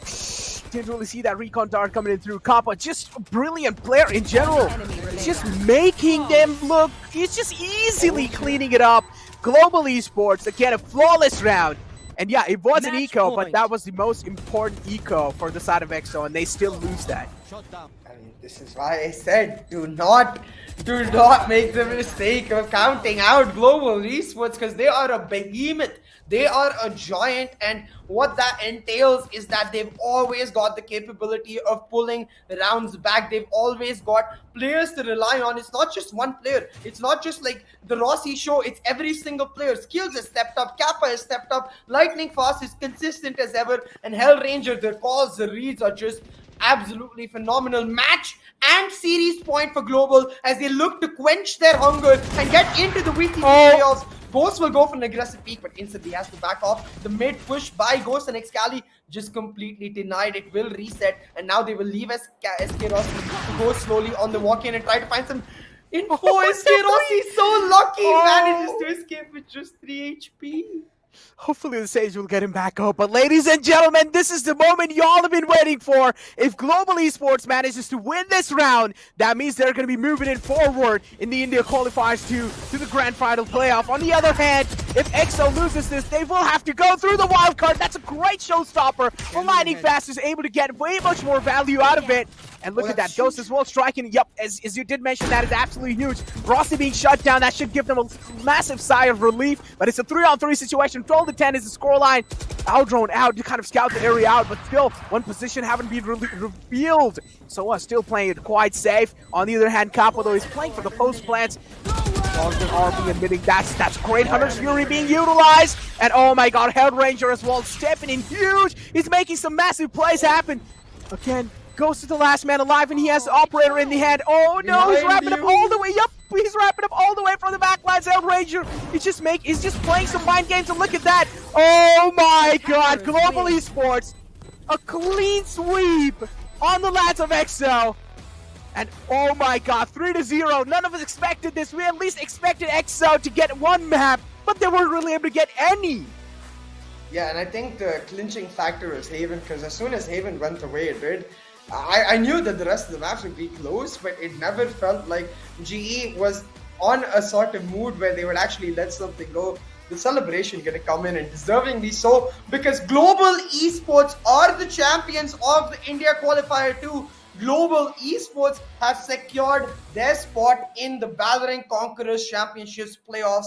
They will be representing the second slot from India, with the first team being the team that beat them, Velocity Gaming. So now it's getting into the area where they can once again set that revenge matchup against VLT and try to take them down. For now, though, just a sigh of relief and a moment to relax and recuperate, because now Global Esports, the work isn't done just yet. You can take a couple of days off maybe, but they're gonna have to get their work going for the VCC playoffs, because those are just a couple weeks away.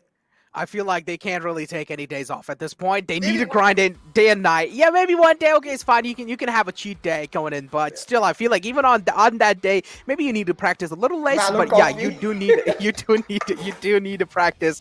But yeah, again, I mean, Global Esports, yeah, stepping in huge, coming in huge in the finals. No, none of us expected this kind of one-sided stomp coming in through. But yeah, in the Icebox map, it was so close. And yeah, my heart was completely pounding there, CA. Gotta say that. It was just so close. I was so into the game that I actually wanted to be like, okay, I just don't want to talk at this point. I just want to watch the show. I just want to know what's going on the map. But hey, gotta say, what an entertaining end. Yeah, exactly. And props to be given to Team EXO as well, because they made it this far. They're not out of the VCC just yet. They'll be going on to the wild card. And given the fact that this is the last regional qualifier, I personally believe that they are my favorites to win the wild card completely. So I do think that they will end up coming through on the playoffs, especially because this is a brand new roster. And you can see the change in Ghost from semifinals yesterday to the last map in today. Even today, I felt like he wasn't in his prime form, but hopefully he can use the wild card as the necessary boost he needs to get back, because the rest of the team does look like they are settled in. It's just the synchronization between Ghost and the team, and the team and Ghost, and in general, that gap which is leading to a bit of discomfort, a bit of lack of orientation with respect to what the team style is going to be. Because in moments, you see the old Team EXO, the proactivity, the aggression, but sometimes they end up being a little too passive. So I think it's a lot to do with confidence, and hopefully they'll be able to regain it. Yeah, exactly. Beautifully pointed out. Their confidence is definitely lacking. But yeah, it's understandable if you do have a new man in the squad like Ghost. You cannot really completely rely onto him, right? Because you need to understand that he hasn't really gotten the team kind of understanding in. He doesn't really know how each and every single player plays in the team. On the other hand, you know, with his ex-teammates, with the lads of Enigma, he was doing quite a great job. Let's be honest, we saw him kind of step up in so many moments. He has to be one of the best operators out there, but still, it really does feel like the peaks that he was making, he wasn't really that calculated, right? He was trying to make some individual plays happen. Sometimes he was able to find his openings, and sometimes he was getting shut down instantly. So I feel like that is the part where they do definitely need a little working on. But overall, gotta say, Team EXO did quite good. I mean, gotta say, there's no point in hating at this point, because Team EXO, they did try their best. They give their level best, but Global Esports just came in prepared, you know. They were like, okay, we're here to destroy, we're here to seek the revenge, and we're going to be doing so because we want to go in the Grand Finals Playoff. And Rossi, as always, just stepping in huge as expected. But in the end maps, you know, it really did seem like Excali was making his mark on the map. But yeah, what do you have to say about Excali's performance throughout? I just have to say that it was beautiful. I think the race pick, I am thoroughly convinced by it, Yeah. specifically against Global Esports, because it denies SK Rossi so much space, and he takes a lot of space to allow himself to maneuver, to find himself these nutty picks. So the race is able to do that both on the attack and the defense, where on the attack we saw so many nades clearing out SK Rossi's aggressive op positions, and I feel like those are heavily undervalued. Like, don't get me wrong, SK Rossi is not undervalued. I mean, his positioning, where he's actually able to translate the positioning into kills, Yeah. and not just because of his nutty aim. So these things that Excali was able to deny, even on the defense, we saw that pistol round nade. It really came up huge for XO, and I think this is why I keep saying that they're my favorites for wildcard, because as you rightly mentioned, they've got the fundamentals on lock. All they really need now is a bit more nuance, a bit more advanced idea of how they want to play the game, not about how the game works. They already know how the game works. It's just about building on their foundation to become a much more like a complex team. Not exactly complex in the way they play, but complex in their ability to get read. Because at the end of it, it was just Hellrangers IGLing just on point. The reactions to the moves EXO were making, just snap, Hellranger knew what to do. Exactly. Hellranger was reading them like a book in so many maps. In the first map, without a doubt, he was just like, all right, it was just a complete one of stomp, right? They were only able to get one map in the end. Then in the map of Ascent, yes, a struggle was being shown, but not as much as expected. Hellranger again realized that, okay, XO are switching up quite a lot of things, right? Because Ascent was the map pick of EXO. So he did realize, okay, now EXO is trying to play the tactical game. And you know what? If you're going to be bringing that tactical mindset, I'm going to be doing it so. Because we did notice that kind of thrifty being pulled out from their side, if you remember. And the way they pulled it out, I mean, completely, they just made the lads of EXO spin like a fidget spinner. Yeah, I still remember, right? Like the early mid rotations around the minute mark. Like for me as an analyst, these are the tiny things you notice, and the fact that the team is also keeping track of them while playing is for me a big deal. Like the fact that Hellranger is keeping track of such moves, telling his team around when, even if not in the game, as long as they've done the practice before, he's told them when he wants to make the early fake and rotate back. They know that around the minute mark is when we need to go, because it takes us about 10 to 15 seconds to rotate. And if we need to come back, we have that safe cushion of the 30-second mark to come back on the rotations, and they just play them around. These are the small things that help GE get to another level, and we want to see these small things come through from EXO.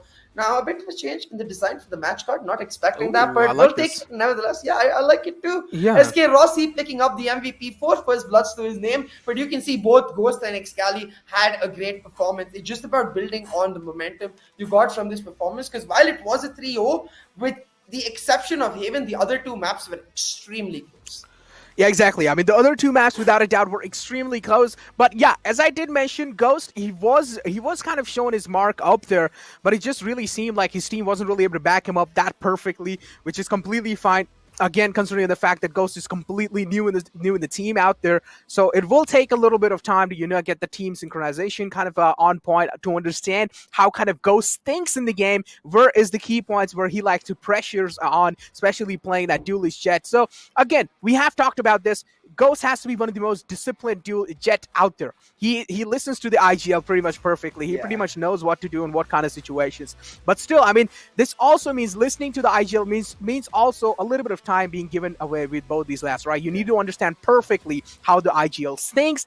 And this is exactly what I was saying, that Ghost just doesn't have that much of time to actually adapt on how his team thinks, right? He just needs a little bit of more time. Maybe in the future, maybe in the wildcards, we'll be able to see a different Ghost. I think we will. I don't think it's a maybe at all, because it's not just about like getting on the same page with the team and the IGL, as you mentioned. It's also about the fact that in general, fundamentals are understood for most players, but the way you communicate around those fundamentals are drastically different among teams. So while you have to understand the team, you also have to understand their perspective of the game and explain your perspective of the game to them. But for now, the MVP of the BFI, no surprise. The only surprise is that how did he not manage to get more than 60 kills? SK Rossi off day or what? Like even off day MVP? I mean, it didn't really seem like that was off day though. Look, I mean, he had a lot of he got pop-up 80 moments. yesterday. I mean, he did, but I mean, yesterday, I gotta say, I mean, yesterday SK Rossi was single-handedly just dominating throughout, right? In the first map, he did. In the second map, kind of seemed shaky, but in the third map, he again dominated against the lads of T69. But over here, I mean, this just proves single-handedly, like, EXO was doing a great job keeping SK Rossi on his knees, but on the other hand, SK Rossi isn't just a man who can be stopped like that. Look at those kills! Oh my god, 140 kills with deaths of 86. I mean, how is someone this good? How? I feel like at this point, he has to be God-gifted. Definitely. I mean, honestly, though, I know the grind he's put in because I've seen SK Rossi all the way back in the September, October mark when he first came into the squad of Global Esports, and the SK Rossi is now, and they are miles apart. Like, it's the difference between the sky and the ground because the amount of grind he's had to put in to actually get this good is very obvious in his gameplay. But 140 kills, 31st bloods, and ACS of 300 across the semi-finals and finals. As you said, it's just too much. SK Rossi, nerf this guy, right? Please, like somehow find a way to nerf. No, I'm pretty sure there's going to be no way. Even if they do manage to nerf him, he's just going to be finding some. He's just going to be trying to find a cheeky angle, a cheeky way through it. He's just going to be trying to find some loopholes around it. But yeah, SK Rossi, as you did mention, a lot of hard work has been put on. Look at this wildcard qualified teams. Now, the teams that are going to be playing in the wild card, it's going to be Enigma Gaming again, kind of there. Then you have Max T from this side. Then you have Legion from Nepal. Then you have the runner-ups from Sri Lanka. It's going to be Electius Gaming. And then for the runner-ups from Bangladesh qualifiers as well, Regal Esports. And then Team Era coming in from the Pakistan region. And then on the other hand, from India Qualifier 2, we have EXO now, which they actually did lose in the finals, unfortunately. But yeah, getting on fact now, as we did see the wildcard qualified teams here, now we do have quite a rivalry being building up. I mean, it's gonna be countries versus countries here, and that would be absolutely great. Each and every single region, as I did mention in the past, they have their unique nature. They have their unique way of playing the game. And that means now, finally, we will have to see how teams adapt around it. Without a doubt, these teams are trying to study each and every single region, how they try to play. But I just really want to see how are they going to be able to adapt it in game. Yeah, exactly. I hope all of the teams use this time they have, I think a couple of days before they actually get into the action to prepare very well, and that they've used the time in the past because there is no way else to put it. This is the last chance to qualify for the VCC playoffs. You have to give your everything. And within the teams itself, I see that rivalry between Enigma and EXO. EXO took down Enigma just recently in the semi-finals to get here. So Enigma are going to be raring to have a go back at them and punish them where it truly matters and take them down. But for now, we've got a chat lined up with the winning team, Global Esports. Let's see what they have to say. Now coming into the finals, I mean आपको already पता है, आप पहले भी finals में आ चुके थे. इस बार कुछ अलग आपने कोशिश किया या फिर it was just to let Rossi go on a crack mode and just take everyone down? No, so first time हम लोग finals में we had the same mentality, like we were playing to win, right? We knew the opponents are prepared for us. हम लोग को मतलब over the stretch of last 6 months we have won quite a few events, so we knew everyone was watching what we are doing and they are always prepared for what we do. So we just try to adapt, right? We don't go out of the way to change our composition for any team.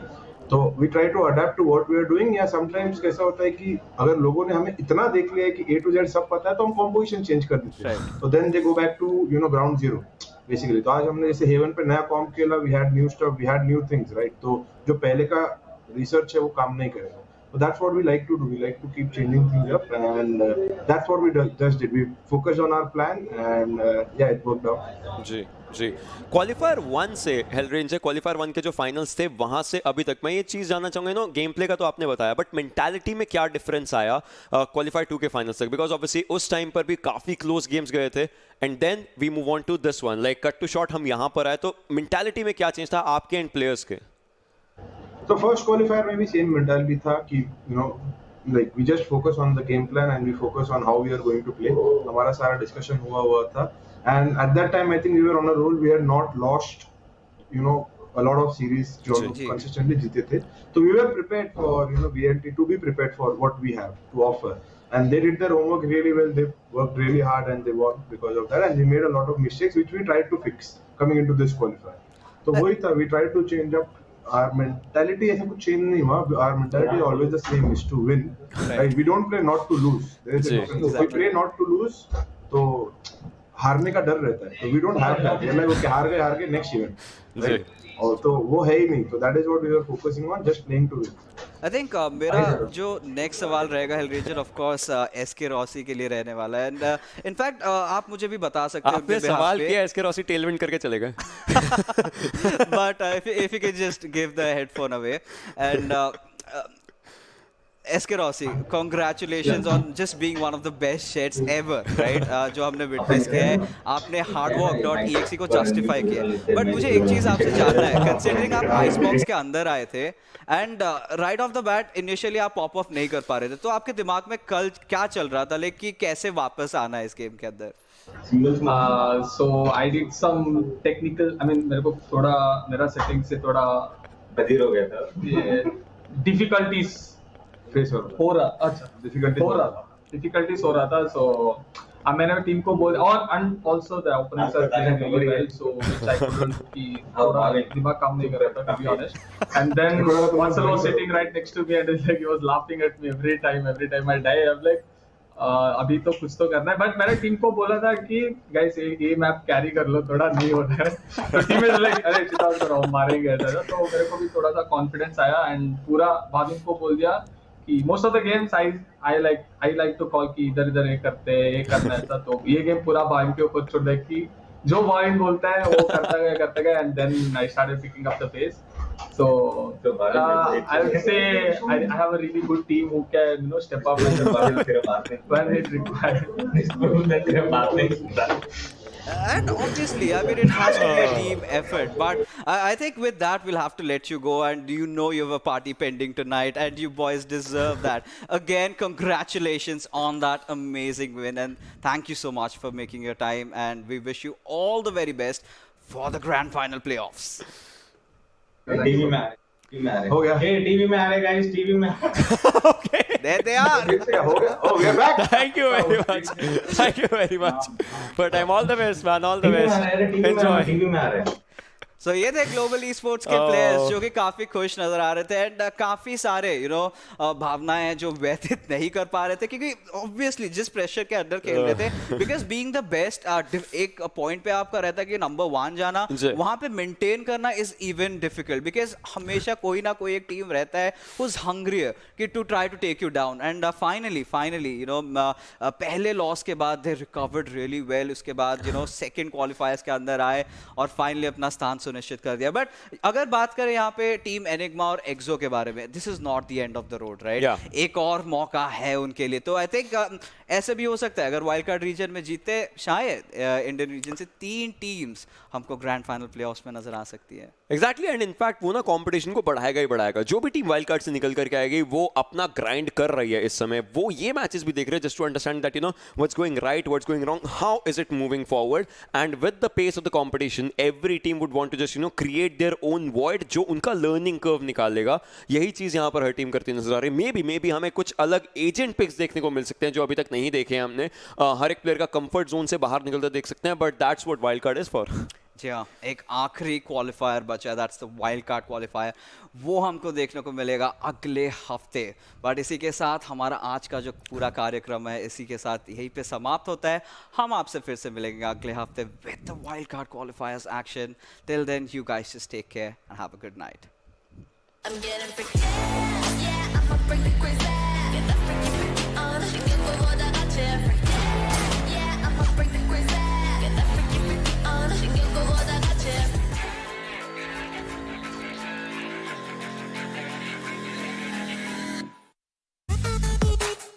The power of steel.